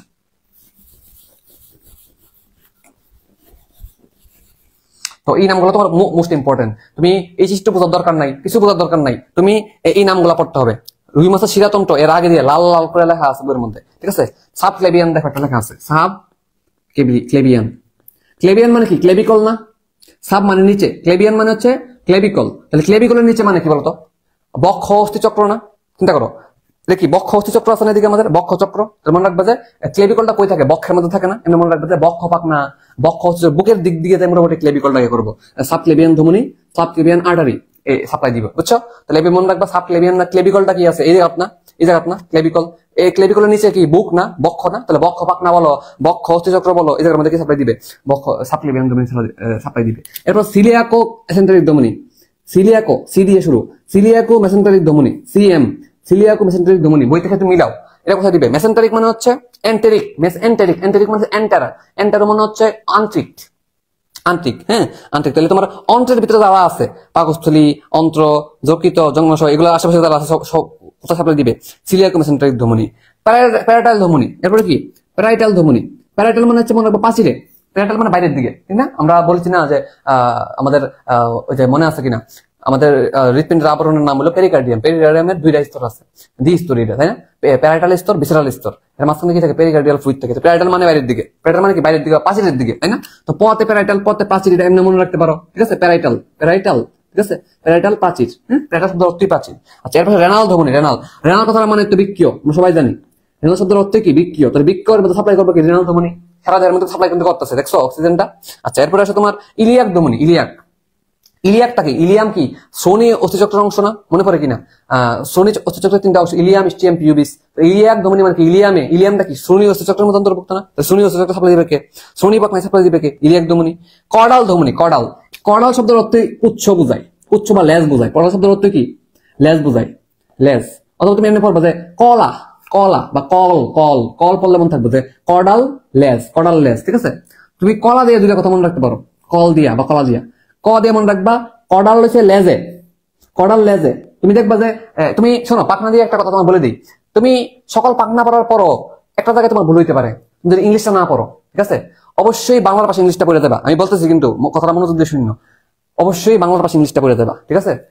পুচ্ছ পাখনা ইংরেজি হলো কর্ডাল ফিন, বক্ষ পাখনা ইংরেজি হলো পেক্টোরাল ফিন, হ্যাঁ? তারপর তোমার তোমাকে টেকনিক শিখাইছি প দিয়া, তো তোমার ইংরেজি বললে কি প মিলবে? মিলবে না, কিন্তু ইংরেজিটা পড়ে দেবো। এত কিছু পড়ার পর ভুল হইতে পারে একটা মাত্র, ইংরেজিটা না পড়ার কারণে ভুল করতে পারো। সহজ জিনিস, পারা জিনিস, কমন জিনিস, ঠিক আছে? পেক্টোরাল ফিন, বক্ষ পাখনা। তারপরে তোমার হচ্ছে ইলিয়াক ফিন, ইলিয়াক যদি বলে তাহলে বলবা কি? এটা অ্যানাল ফিন, পায়ু পাখনা। ডরসাল ফিন, পৃষ্ঠ পাখনা। ইংরেজিতে অবশ্যই পড়বা, ঠিক আছে? যদি ভুল না হয়।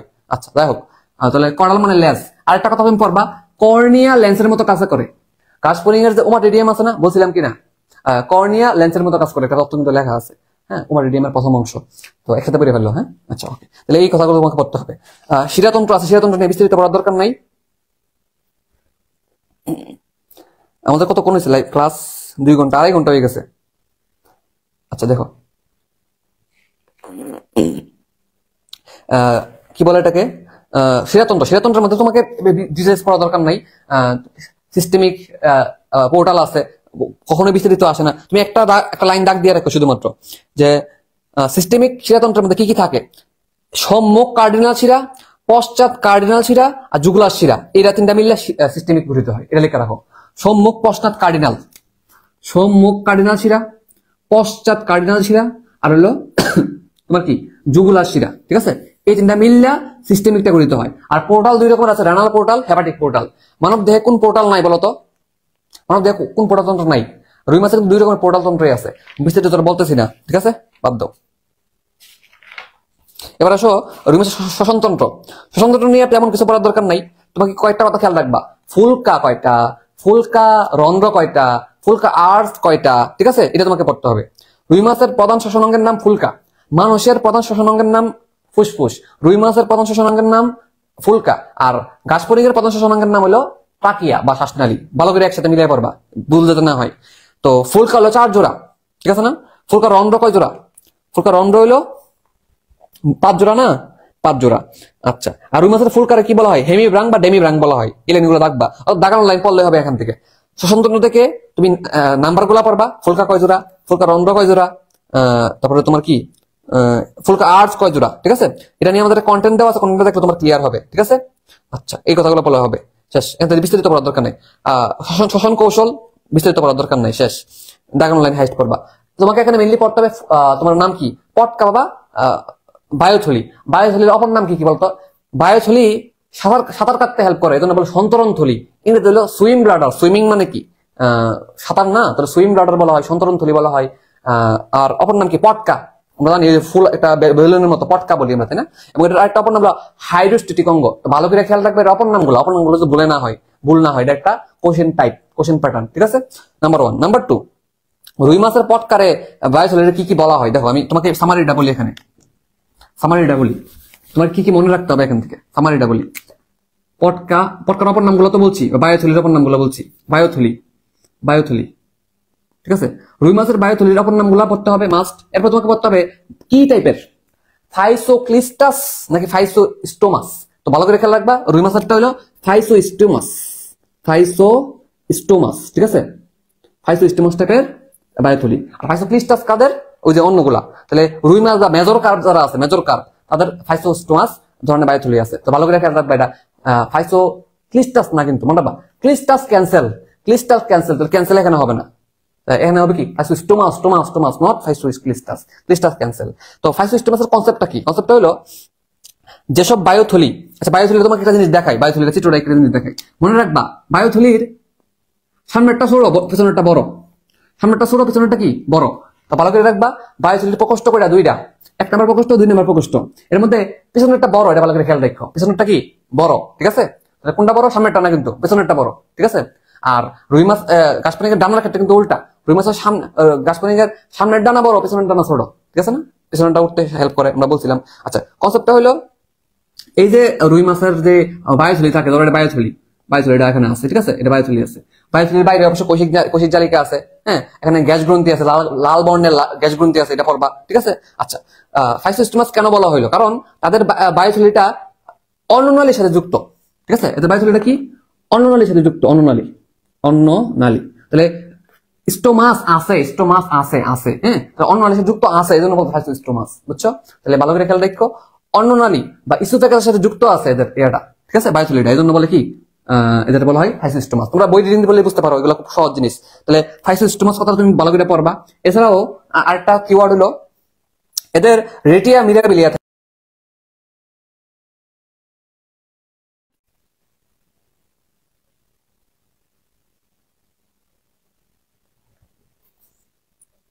এটা কি হলো? হ্যাঁ, মাঝখানে চলে গেছিল। হ্যাঁ, দেখো যেটা বলতেছিলাম, দেখো খেয়াল করো, ফাইসোস্টোমাস রেটিয়া মিরাবিলিয়া থাকে, এই কথাটা খেয়াল রাখবে। আরেকটা হলো যে এটা ভেবেরিয়ান অসিকল থাকে, হ্যাঁ। আচ্ছা, তো এই কথাগুলো খেয়াল রাখবে। এখন একটা প্রশ্ন তোমরা ভুল করতে পারো, এই কথাগুলো তোমার মনে থাকবে, এটা খুব সহজ কথা, বুঝছো, এটা ভুল হওয়ার মতো না, ঠিক আছে। দেখো, বায়োথলির কাজ, একটা প্রশ্ন আসতে পারে, নিচের কোনটি বায়োথলির কাজ নয়, ঠিক আছে। তোমরা এখানে বোল্ড লাইন গুলো পড়বা, তাইলেই হবে, ঠিক আছে। তো পরীক্ষায় তোমরা ভুল হইতে পারে কোনটা, তোমাকে আমি বলি। কোনটা ভুল হতে পারে বলি, দেখো প্লবতা রক্ষা। প্লবতা মানে কি? বায়ুথলির মধ্যে গ্যাস থাকে না, এই বায়ুথলির মধ্যে গ্যাসটা বায়ুটা কমায় বাড়ায়, কিন্তু সে কি করতে পারে? উপর নিচে উঠতে পারে, বুঝছো? কারণ প্লবতা মানে কি, তুমি যখন পানির মধ্যে নামবা দেখবে পানির নিচ থেকে একটা ধাক্কা খাইতেছো, বুঝছো? এটা প্লবতা বলে, আমরা সবাই জানি। প্লবতা রক্ষা হয়। অভিযোজন মানায় নিতে পারে এই জায়গার মধ্যে। শ্বসনে হেল্প করে, অবশ্যই বায়ুথলির মধ্যে বায়ু আছে, বায়ু শ্বসনে হেল্প করবেই। আচ্ছা, শব্দ উৎপাদন, তোমার এটা একটা কনফিউশন লাগতে পারে, মনে হতে পারে কি ভাই তোমার প্রশ্ন আসবে নিচের কোনটি বায়ুথলির কাজ নয়, বা নিচের কোনটি বায়ুথলির কাজ, তোমার মনে হবে শব্দ উৎপাদন। ধরো বায়ুথলির মধ্যে বায়ু আছে, বায়ু দিয়ে শব্দ উৎপাদন কেমন হয়? এটা বা অপশন থেকে বা না, শব্দ উৎপাদন করে, কিন্তু শব্দ উৎপাদন করে, শব্দ যদি উৎপাদন করে তাহলে প্রতিধ্বনি উৎপন্ন করতে পারে। হ্যাঁ, এটা কথা মনে রাখবা। অবশ্যই চাপ নিয়ন্ত্রণ করতে পারে, এই কথাগুলো, বুঝছো? তাহলে শব্দ উৎপাদন, এই কথাটা আমার ভুল হইতে পারে পরীক্ষায়, দাগ দিয়ে রাখবা, লিখবো, ঠিক আছে? ওকে। আচ্ছা, এরপরে হচ্ছে সিলেক্টিভ কিছু কথাবার্তা। আমাদের চ্যাপ্টারটা প্রায় শেষ, ঠিক আছে? প্রায় শেষ। আমরা আরেকটু কথাবার্তা বলি, দেখো সিলেক্টিভ কিছু কথাবার্তা। সিলেক্টিভ নাম্বার 1, সিলেক্টিভ কথাবার্তা। আচ্ছা, এখানে একটা কথা বলি, দেখো তো রুই মাছের শুক্রাশয়ের আবরণের নাম কি, ডিম্বাশয়ের আবরণের নাম কি? দেখো, একটা হলো মেসোরকিয়াম আর একটা হলো মেসোভেরিয়াম, ঠিক আছে? কেন মনে রাখবা? তুমি একটা মনে রাখবা, বাকিটা এমনি মনে থাকবো। দেখো, আমরা জানি ওভারি মানে ডিম্বাশয়। তো দেখো তো, যদি বলছে মেসোভারিয়াম, মেসোভেরিয়াম মানে কথাটা আসছে মেসো প্লাস ওভারিয়াম। ওভারি মানে কি? ডিম্বাশয় না? তাহলে বলো তো মেসোভেরিয়াম কার আবরণ নিব? শুক্রাশয়ের নাকি ডিম্বাশয়ের? তো ডিম্বাশয় শব্দের অর্থ যদি ওভারি হয়, তাহলে বলো তো মেসোভারিয়াম, মেসোভেরিয়াম, তাহলে কি হবে এটা? মেসোভারিয়াম বা মেসোভেরিয়াম, এটা কি কার আবরণ হইব? এটা হচ্ছে ডিম্বাশয়ের আবরণ হইব। তাহলে মেসোরকিয়াম কার উদাহরণ হইব? পুরুষের, তাই না? তাহলে শুক্রাশয়ের আবরণ মেসোরকিয়াম, ডিম্বাশয়ের আবরণ মেসোভেরিয়াম, এটা মনে রাখবা। মানুষের ক্ষেত্রে এরকমই বলা হয়। যদি মানুষের ক্ষেত্রে জিজ্ঞাসা করে তুমি এই কথাটাই বলবা, ঠিক আছে? এই কথাটাই বলবা, সেম মিলে যায়। যাই হোক, কথা হলো আর প্রজনন নিয়ে কথাটা, ঠিক আছে? প্রজনন কখন হয়, তাপমাত্রা কত, তিনটা কথা তুমি লিখে রাখবে একসাথে। প্রজনন কাল, ঠিক আছে? প্রজনন কাল, প্রজনন তাপমাত্রা, প্রজননের জন্য পরিপক্ক হয় কখন, ঠিক আছে? তিনটা কথা তুমি একসাথে লিখে রাখবা, বইয়ের উপরে লিখে রাখবা, ঠিক আছে? এখানে তুমি বই পড়তে গেলে দেখবা অনেক পড়া, কিন্তু তোমাকে এই পড়াগুলো পড়তে হবে। প্রজনন কাল হলো এমনি মনে রাখবা, বা যৌন পরিপক্ক প্রজনন কাল কখন, এমনি মনে রাখবা। দেখো, একটা কথা মনে রাখবা, তুমি মনে রাখবা যে ভাই প্রজনন কাল হচ্ছে বছরের মাঝখানে। তুমি বলবা কি? বছরের মাঝখানে। এবার বছরের মাঝখানে কোন কোন কাল আছে, কোন কোন মাস আছে তুমি হিসাব করে বাই করো তো, বাই করো। যে ভাইয়া জানুয়ারি, ফেব্রুয়ারি, মার্চ, এপ্রিল, মে, জুন, 6 নম্বর মাস। 6 নম্বর মাস জুন। জুনের পরে কি জুলাই না? তুমি জুন জুলাই মাসে বছরের মাঝখানে মনে রাখো, তাহলে পরে কেমন থাকবো? জুন জুলাই, জুন জুলাই মাসে কি হবে? বছরের মাঝখানে তারা প্রজনন করে। এবং জুন জুলাই মাসটাতে কি হয়? মোটামুটি বর্ষাকাল থাকে, বুঝছো? এটাকে বর্ষাকাল থাকতে একটু সুবিধা, পানি একটু বেশি বেশি আছে, এবং তারা কিন্তু কম পানিতে, স্থির পানিতে কিন্তু কাজ করে না।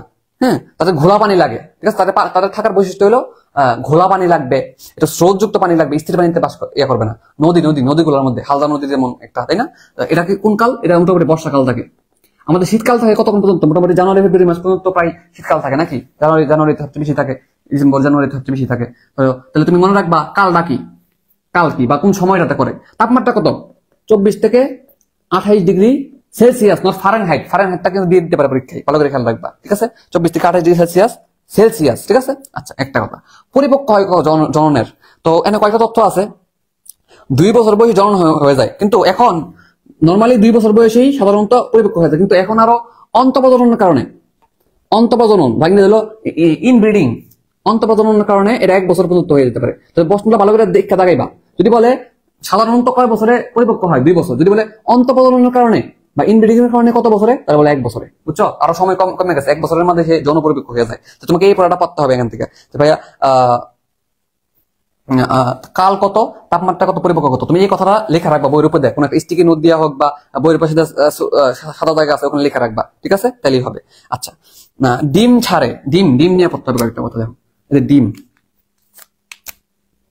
ডিম, ঠিক আছে? এর ডিমের টাইপ কি? দেখো, এদের ডিমের টাইপ কি, ঠিক আছে? আচ্ছা, তারপর হচ্ছে তোমার ডিমের টাইপ কি পড়লা, ডিম ছাড়া কি বলে? হ্যাঁ, ডিম টাইপের কি এটা পড়বো আমরা। ডিমের উৎপাদনের ক্ষমতাটা কি বলে?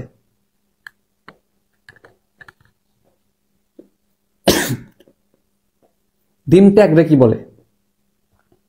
ঠিক আছে, তিনটা কথা একসাথে লেখা রাখবা, ঠিক আছে? দেখো কি কি ডিমের টাইপ হচ্ছে ডিমারসল। ডিমারসল মানে হচ্ছে যেসব ডিম ডুবে যায়, বুঝছো? ডিম পাড়ার পর যেসব ডিম ডুবে যায় তাকে বলে ডিমারসল, আর যারা ডুবে না তাদের বলে প্যালাজিক। প্যালাজিকটা বলে ডুবে না, আর ডুবে গেলে ডিমারসল বলে। উৎপাদনের ক্ষমতারে বলে, ক্ষমতা মানে একটা পাওয়ার এটা মিলিয়ে পারবো। ফিকান্ডিটি নাম কি? ফিকান্ডিটি। উৎপাদন যেটা বলে কি? ফিকান্ডিটি। ঠিক আছে। আচ্ছা, আর যদি বলে ডিম ত্যাগটা কি বলে, বা ডিমের সাথে কিন্তু শুক্রাণু ত্যাগ করে, ডিমের সাথে কি করে? শুক্রাণু কিন্তু নিঃসরণ করে। তো ডিম ত্যাগ, শুক্রাণু নিঃসরণ, এটা বলে স্পনিং। নাম কি? স্পনিং। ইংরেজিতে শিখবা। এই নামগুলো কিন্তু কোনো পরীক্ষায় আসতে পারে, বুঝছো? ডিম সারারে কি বলে তুমি নোট করে রাখবা সুন্দর করে, তাহলে তো হয়ে গেল। এরপর আগুলো রিভিশন দিলে হবে। ফিকান্ডিটি। ঠিক আছে। এবং এই যে স্পনিং, ডিম যে ছাড়ে 15 সেকেন্ডের মধ্যে থাকে তারা। স্পনিং 15 মিলিয়ে পড়বা। 15 সেকেন্ড, 15 সেকেন্ডের মাঝখানে তারা কি করে? ডিম গুলা ত্যাগ করে ফেলে, বুঝছো? এই কথাগুলো পড়বা। ঠিক আছে। তাহলে এখান থেকে ছিল এই কথাগুলো পড়বা। এরপর আরো কিছু কথা আছে, যেমন তোমাকে যদি বলি যে ভাইয়া রুই মাছের যে এই যে উপযুক্ত পরিবেশের অভাবে পরিপক্ক ডিমগুলো দেহে শোষিত হয়, তারা কি বলে? দেখো, ডিম ছাড়ার সময় যদি কি হয়? উপযুক্ত পরিবেশের অভাব হয়। ধরো ডিম ত্যাগের সময় কি হয়?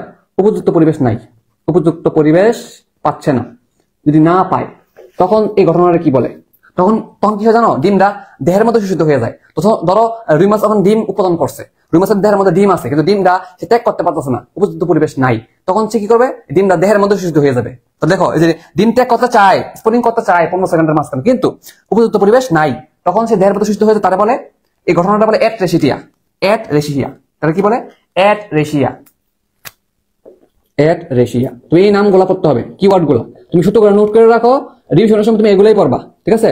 আচ্ছা, এগুলা হইলো কিনা? এবার আরো কিছু পড়া আসো, ক্লিয়ার করি, যেগুলো পরীক্ষা এমসিকিউ সরাসরি আসে। এগুলো গুছায় রাখবা, নেক্সট টাইম দেখবে এইগুলা তোমার সুন্দর মতো এটা কোশ্চেন টাইপ হিসেবে পড়া হয়ে গেল, কোশ্চেন প্যাটার্ন বুঝে বুঝে পড়া হয়ে গেল। ঠিক আছে। আর অল্প একটু পড়া আছে, দেখো অল্প একটু পড়া আছে, শেষের দিকে একবারেই শেষ। তো কথা হইলো, এদের পরিযান অভিপ্রয়াণটা কি বলে? ঠিক আছে। মাইগ্রেশনটা কি বলে? ঠিক আছে। আরো কিছু কথা তো দেখি আমি, দাঁড়াও একটু বলি এখানে। এদের কি ধরনের নিষেক, এদের নিষেক কিরকম? দেখো আরো কয়েকটা কথা, এদের নিষেক কিরকম বলতো? ইয়াতে কি বলে? হাইড্রাতে কোন ধরনের নিষেক ঘটে বলতো? দেখি, এটা পড়াইতে ভুলে গেছিলাম। হাইড্রাতে কোন ধরনের নিষেক ঘটে? খুব কমন সেন্স দিয়ে বলো। ঠিক আছে। 3 নাম্বার হচ্ছে বিবিধ। বিবিধ মানে অন্যান্য জিনিস আর কি। হ্যাঁ, অন্যান্য কি কি আছে বিবিধের মধ্যে? দেখি 3 নাম্বার দেখো কি কি আছে। একটা হলো এদের মাইগ্রেশন বা অভিপ্রয়াণটা কি বলে?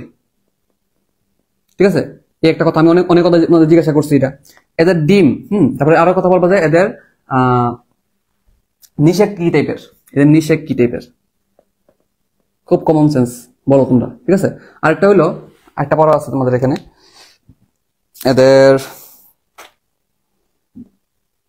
আর কি, আর তেমন কিছু না। হ্যাঁ, আচ্ছা এদেরই পড়ো তোমরা। হ্যাঁ, একটা হলো যে মাইগ্রেশনটা বলে কঠিন একটা বানান, এটা বানানটা হইলো প্রোটামোড্রোমাস। অনেক কথা তোমাদের জিজ্ঞাসা করছি। প্রোটামোড্রোমাস এই টাইপের মাইগ্রেশন হয়ে যায়, বুঝছো? আর নিষেকটা কি টাইপের? মহিনিষেক। তাহলে এই কথাগুলো তুমি যদি সাজায় রাখতে পারো একটা পেজে, এই পেজটা সাজায়। আর একটা কথা আছে, সরি ভুলে গেছি। হ্যাঁ, টেক্সিস কিরকম? এদের টেক্সিস কিরকম? টেক্সিস, এটা মাছ তো চলাচল করে, চলাচল মানে তো যাওয়ার নামে টেক্সিস। এদেরকে আমি পানির রচনা অধ্যায়ে পড়াইছিলাম। এদেরকে কি দেখা যায়? দেখা যায় হচ্ছে ঋণাত্মক রিওটেক্সিস, ধনাত্মক না, ঋণাত্মক রিওটেক্সিস দেখা যায়, রিওটেক্সিস, বুঝছো? তো এই দেখো 3 তিরিকা 9টা তথ্য তুমি পড়তে পারো, সরাসরি পরীক্ষা এগুলো আসতে পারে যে কোনো সময়, বুঝছো? এর মধ্যে সবচেয়ে গুরুত্বপূর্ণ কোনটা? সবচেয়ে গুরুত্বপূর্ণ এটা আর হলো তোমার কোনটা? এটা গুরুত্বপূর্ণ, এটাও আসতে পারে পরীক্ষায়, বুঝছো? সবচেয়ে গুরুত্বপূর্ণ এগুলা। ঠিক আছে। তাহলে এই কথাগুলো তুমি অবশ্যই একটা নোট করে নিবা, সাজাই নিবা। এবং তোমাকে আমি প্রথম ক্লাস থেকে বলে আসতেছি যে তুমি চিন্তা করো যে এটাই তোমার লাস্ট পড়া, নেক্সট টাইম তুমি এত সময় দিয়ে পড়বা না, নেক্সট টাইম তোমার পড়ার সময়টা কমে যায়, এরকম ভাবে ইফোর্ট দিয়ে তুমি এখন পড়বা। ঠিক আছে। ওকে,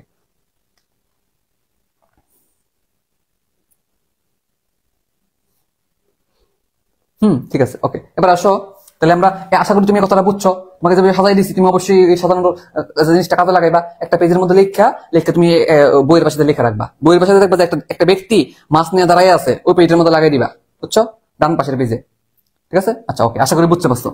স্ক্রিনশট নিতে পারো। 1 2 3 লাস্ট একটা পড়া ছক করে দিব, পড়া শেষ। 1 2 3 আশা করি বুঝছো। খুবই ইম্পর্টেন্ট, তোমাকে এটা তোমাকে অনেকটা হেল্প করবে, পড়াগুলো গুছিয়ে নিতে অনেকটা হেল্প করবে। ঠিক আছে। এভাবে তোমরা কেউ সহায় দিবে না, কাজে লাগাও। 1 2 3 তোমরা যেমন কষ্ট করে ক্লাস করতেছো, তোমাদের থেকে বেশি কষ্ট করে আমি নিতেছি ক্লাস, বুঝছো? একটা তো দাঁড়ায় ক্লাস নিতেছি 2 ঘন্টা 2.5 ঘন্টা, এর মধ্যে সারাদিন খাই নাই।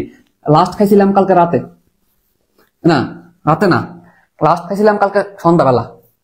সন্ধ্যাবেলা 7টার দিকে মনে খেয়ে ফেলছিলাম রাতের খাবার, কারণ বাইরে ছিলাম, বাড়িতে খেয়ে চলে আসছি একবারে। এরপর তোমাদের ক্লাস নিলাম, এখনো খাই নাই। আয় হায়, আমি বুঝতেছি না আমি কেন বাচ্চা আছি। আল্লাহ, আমি চিন্তা করলাম মাত্র লাস্ট সন্ধ্যা 7টা বাজে খাইছি। এরপরে তোমার ক্লাস নিয়ে সারাদিন ঘুমাইছি, ঘুমাইয়া অফলাইনে ক্লাস নিয়ে আসছি একটা, নিয়ে আসা এখন তো কিছু খাই নাই। লাস্ট খালি 7টা বাজে খাইছি,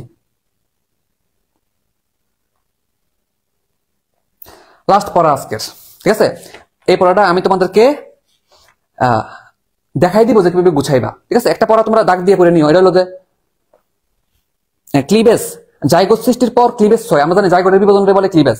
30 থেকে 45 মিনিট পর, আধা ঘন্টা থেকে 45 মিনিট পর ক্লিবেজ শুরু হয়। এই এরা পড়তে হবে, ব্যাস পড়তে হবে না, ব্যাস পড়ার দরকার নাই। ঠিক আছে, তুমি এরা পড়বা যে ভাই শুক্রাণু মিলনের পর জাইগোট তৈরি হয়, জাইগোটের বিভাজন ক্লিবেজ বলে।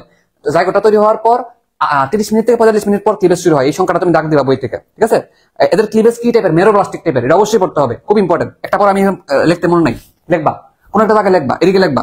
3 নম্বর পয়েন্টে লিখছিলাম না বিভেদ, এখানে তুমি আরেকটা পয়েন্ট যোগ করবা যে ক্লিবেজ কি টাইপের। ক্লিবেজ হচ্ছে মেরোপ্লাস্টিক টাইপের, এটা খুব ইম্পর্টেন্ট। ঠিক আছে, তাহলে ক্লিবেজ নিয়ে দুটো তথ্য মনে রাখবা যে ভাই 30 থেকে জাইগোট সৃষ্টির 30 থেকে 45 মিনিট পর ক্লিবেজ শুরু হয়, নাম্বার 1। নাম্বার 2 হলো ক্লিবেজটা কি টাইপের? মেরোপ্লাস্টিক টাইপের, খুবই ইম্পর্টেন্ট। ঠিক আছে, আচ্ছা আমরা সবাই জানি যে আমাদের সিরিয়াল গুলো এরকম যে জাইগোট, মোরোলা, ব্লাস্টোলা, গেস্টোলা, সবাই জানি সিরিয়াল। ঠিক আছে, তো গেস্টোলা দশার পর অর্গানোজেনেসিস তৈরি হয়, অর্গান তৈরি হওয়া শুরু করে।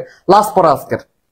তুমি আর একটা কথা তুমি তো জানোই, এটা হলো যে হালদা নদীকে প্রাকৃতিক মৎস্য প্রজনন কেন্দ্র বলা হয়। ঠিক আছে, এখানে রুই মাছ বেশি বেশি উৎপাদন হয়। তবে একটা প্রশ্ন আসলে ডেন্টালে, ঠিক আছে, আমরা সবাই জানি। আর এই হালদা নদীটা কই জায়গায় বলতো? তোমরা যারা আমার বাংলাদেশের নদ নদী ক্লাস করছো, তোমরা যারা আমার জিকে ক্লাসটা করছো, সেখানে তোমাদেরকে ভালো করে দেখাইছি আমি হালদা নদী আসলে কোন জায়গায় কর্তৃক উৎপত্তি হয়, ভালো করে শিখাইছি। কিন্তু হালদা নদী চট্টগ্রামের দিকে, তাই না? চট্টগ্রামের এখানে উৎপত্তি হয়। এই যে এখানে একটা দেখাইছিলাম চট্টগ্রামের দিকে, তাই না? চট্টগ্রামে মৎস্য প্রজনন কেন্দ্র হালদা নদী, ঠিক না? পড়াইছিলাম। তো মনে রাখো, শুধুমাত্র কিন্তু চট্টগ্রামে না, আরো কিছু কিছু জায়গার মধ্যে কি আছে, রুই মাছ কিন্তু ভালো ভালো উৎপাদন হয়। তো রেন্টালে এখান থেকে প্রশ্ন আসছিল, জীবনে এখান থেকে প্রশ্ন আসে নাই। মনে রাখো, জীবনে এই জায়গাতে কখনো প্রশ্ন আসে নাই, কিন্তু হঠাৎ করে রেন্টাল 22-23 না 23-24 জানো প্রশ্ন এসে পড়ছে।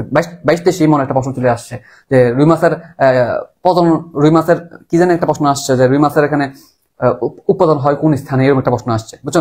সবাই খালি জানে কি হালদা নদী, হালদা নদী, হালদা নদী, প্রাকৃতিক মদন কেন্দ্র, প্রাকৃতিক, এটা সবাই জানে। হালদা নদী এবং চট্টগ্রাম, এটাই সবাই জানে, চট্টগ্রাম হালদা নদী। কিন্তু অপশনে হালদা নদী বা চট্টগ্রাম কিছুই ছিল না। বুঝছো? এবং এই যে প্রশ্নটার উত্তরটা বইয়ের মেইন বই লেখা আছে, আলমুল স্যারের বই লেখা আছে, কিন্তু কেউ পড়ে নাই, কারণ এর আগে কেউ কিছু আসে নাই। তো পরীক্ষায় এমন অনেক সময় এমন প্রশ্ন আসে যেগুলো তোমরা কখনোই এই টাইপের প্রশ্ন পড়ো নাই, কিন্তু পরীক্ষা চলে আসে। এজন্য চেষ্টা করবা তোমার পক্ষ থেকে প্রিপারেশনের ক্ষেত্রে সবকিছু পড়ে যাওয়ার, ইম্পর্টেন্ট টপিকগুলো রিভিশন সব বেশি বেশি দেখবা। ঠিক আছে, কিন্তু সবকিছুর প্রতি তোমার ধারণা থাকতে হবে মিনিমাম। ঠিক আছে, যাতে তুমি কোনো আনকমন টাইপের প্রশ্ন বা কম ইম্পর্টেন্ট জায়গা থেকে আসলে তুমি পারো। বুঝছো? স্কিপ করে যাওয়ার মেন্টালিটি রাখবা না। ঠিক আছে, তো এই প্রশ্নটার উত্তর কই আছে জানো? সবার লাস্টের পেজে। টপিকটার নাম হলো বাংলাদেশের রুই মাছের প্রাকৃতিক জন্মক্ষেত্র কোথায় কোথায়। যেমন আমরা সবাই জানি শুধুমাত্র চট্টগ্রামের হালদা নদী, কিন্তু আরো জায়গায় আছে কিন্তু। যমুনা নদী আছে, পদ্মা নদী আছে, ময়মনসিংহ আছে, ফরিদপুরের আরিয়াল খাঁ নদী, মধুমতি নদী। তো একটু বাকি নদীগুলো একটু খেয়াল রাখবা। ঠিক আছে, চলন বিল, টাঙ্গুয়ার হাওর এই জায়গার মধ্যে থাকতে পারে। বুঝছো? তো বাকি নদীগুলো একটু দেখবা। একবার ডেন্টালের প্রশ্নটা খুলে দেখো, এই অধ্যায় দেখবা যে একটা প্রশ্ন আসছিল। ঠিক আছে, এই জন্য সবসময় মনে করো না যে ইম্পর্টেন্ট জায়গাতে সবসময় আসবে। তোমাকে ভালো সবার থেকে, হ্যাঁ তুমি বলতে পারো ভাই এটা না পারলে তো সমস্যা নাই, কারণ ম্যাক্সিমাম পোলাপানি পারে নাই। হ্যাঁ পারে নাই, কিন্তু তোমার মেন বই থেকে তো আসছে। তো মেন বই থেকে আসলে তুমি কেন পারবা না? এটা তোমার পড়া উচিত। ঠিক আছে, মেন বই ভালো করে পড়া তোমার দায়িত্ব। এক্সট্রা ইনফো থেকে না পারলে আমি তোমার এটা অপরাধ বলবো না। মেন বই থেকে আসছে, তুমি পারো নাই, এটা তোমাকে আমি বলবো অপরাধ করছো। ঠিক আছে, আচ্ছা দেখো লাস্ট একটা টপিক এটা বলে দিই, তাই আমাদের পড়া শেষ। লাস্টের টপিকটা হলো ওই যে আমি জানি তোমাদের এই জায়গাটা সমস্যা অনেকেরই। ঠিক আছে, নিজেও সমস্যায় বুক করে আসছি, আমি জানি। এটা হলো তোমাদের রেণু পোনা, ধানি পোনা, তারপরে তোমার এই যে আঙ্গুলি পোনা, ব্রড মাছ, এই জায়গার মধ্যে এসে তোমরা একটা কনফিউজ, মানে পড়তে ভালো লাগে না, সংখ্যাগুলা কেমন কেমন জানি। সাজায় নিলেই পড়াটা সহজ। তুমি যত সাজায় নাও দেখবা যে পড়াটা সহজ হয়ে যাবে। দেখো আমি তোমাকে এটা কমপ্লিট করে দিব না, একটা কাজ তুমি নিজে করবা, এই সবটা তুমি নিজে করবা। এমন না যে ভাইয়ের খিদা লাগছে, ভাই হচ্ছে সময় নাই, ভাই মনে ক্লান্ত হয়ে গেছে, এই মতন পড়াবে না। 2.5 ঘন্টা 40 মিনিট পড়াই ফেলতে পারছি, আর 10 মিনিট তোমার দিতে পারবো না, পড়াবো 3 ঘন্টার মতো হয়ে গেছে ভাই, 2 ঘন্টা 50 মিনিট। তো এটা তোমাকে ইচ্ছা করে দিব বাসায় করার জন্য। যে করবে সে আগে রাখবে, যে করবে না সে ইচ্ছা করে বুক করবে। ইচ্ছা করে দিতেছি এটা, ইচ্ছা করে তোমাকে লিখে দিব না এটা। ঠিক আছে, তবে সাজাই দিব ফরম্যাটটা, কিভাবে তুমি সাজাই দিবা এই ফরম্যাটটা, এই সবটা করে ফেলতে পারলেই এই জায়গাটা ঘোষণা হয়ে যাবে এবং ভয় লাগবে না এই পাটা নিয়ে। এটা আমাদের লাস্ট টপিক আজকে। তো ধরো অবস্থা, এটার নাম দেবো কি? অবস্থা। কোথাও গুছানো নাই এভাবে অবস্থা। অবস্থার পর হচ্ছে লিখবা হচ্ছে কি লিখতে পারো দেখি দাঁড়াও, সময়কাল। এরপর লিখবা যে দৈর্ঘ্য, দৈর্ঘ্য বস্তু যেগুলো আছে, এটা হলো বিশেষ কথা, এটা হলো বিশেষ কথা।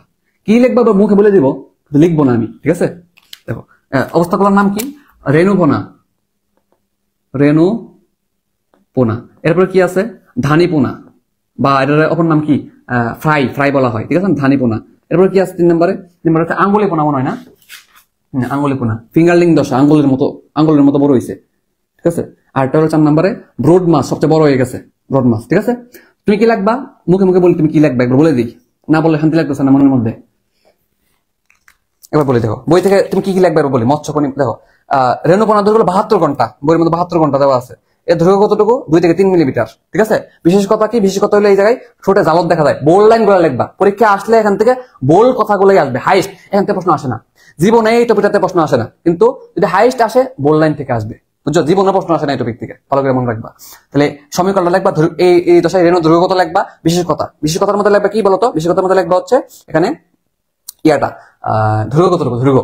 তাহলে ধানীপনার মধ্যে বলতো কতক্ষণ সময়, ধানীপনা হচ্ছে 72 ঘন্টা থেকে 8 দিন। একবার বলে দিতে হলো, লিখে দিই 72 ঘন্টা, এটা হচ্ছে 72 ঘন্টা থেকে 8 দিন, ঠিক আছে। এটা হচ্ছে 72 ঘন্টা থেকে 8 দিন। আর এটা হচ্ছে তোমার 8 দিন থেকে 30 দিন, ভুল না করলে 9 দিন থেকে 8 দিন তো হয়ে গেছে, 9 দিন থেকে 30 দিন, আর এটা 30 দিন প্লাস, এটা হচ্ছে কি 30 প্লাস, বুঝছো।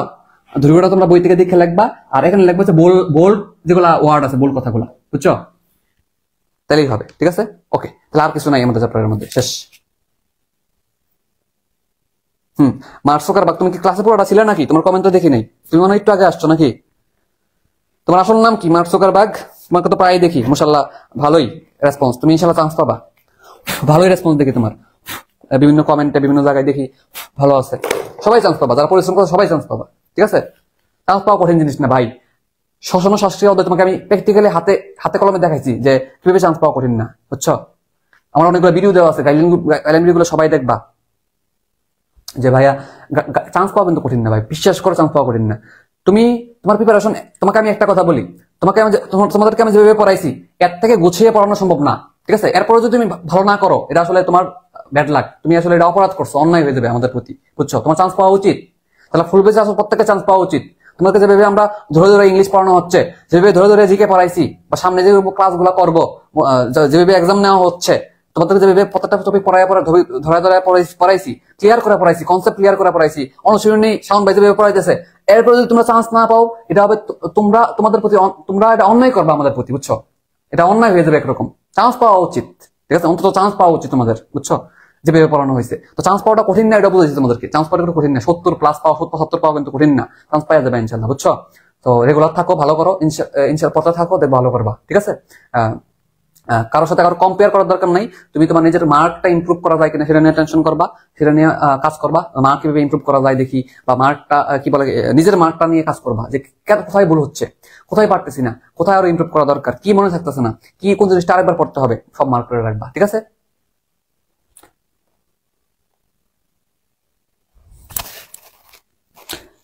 ঠিক আছে কিনা বলো, সবার রিমার্কস ক্লিয়ার হয়েছে কিনা বলো, আর কিছুই নাই, রিমার্কস টপিক ছোট, পাশাপাশি যেগুলো ছিল পড়ার মতো আমরা গুছিয়ে দিছি, ঠিক আছে। সবাই একটু কমেন্ট করো। শেষ, শেষ মতো 3 ঘন্টা লাগিয়ে গেল নাকি? বলো ক্লিয়ার কিনা সবার, কমেন্ট দেখতেছি না কিনা তোমার।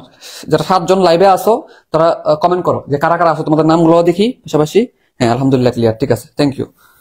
এই তাসফি মনো খালি ক্লাসের ছুটিটা হওয়ার জন্য অপেক্ষা করতেছিল, সালাম দিয়ে ভাগতেছে তাসফি, ক্লিয়ার, থ্যাংক ইউ, ঠিক আছে। আমার কথাগুলো একটু খেয়াল রাখো, চান্স পাওয়া উচিত তোমাদেরকে।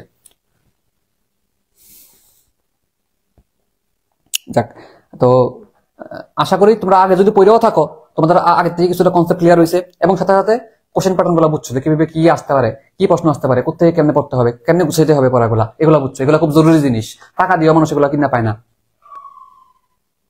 শেষ, তাহলে আগামীকাল কি আমাদের কোর্সের লাস্ট ক্লাস নাকি?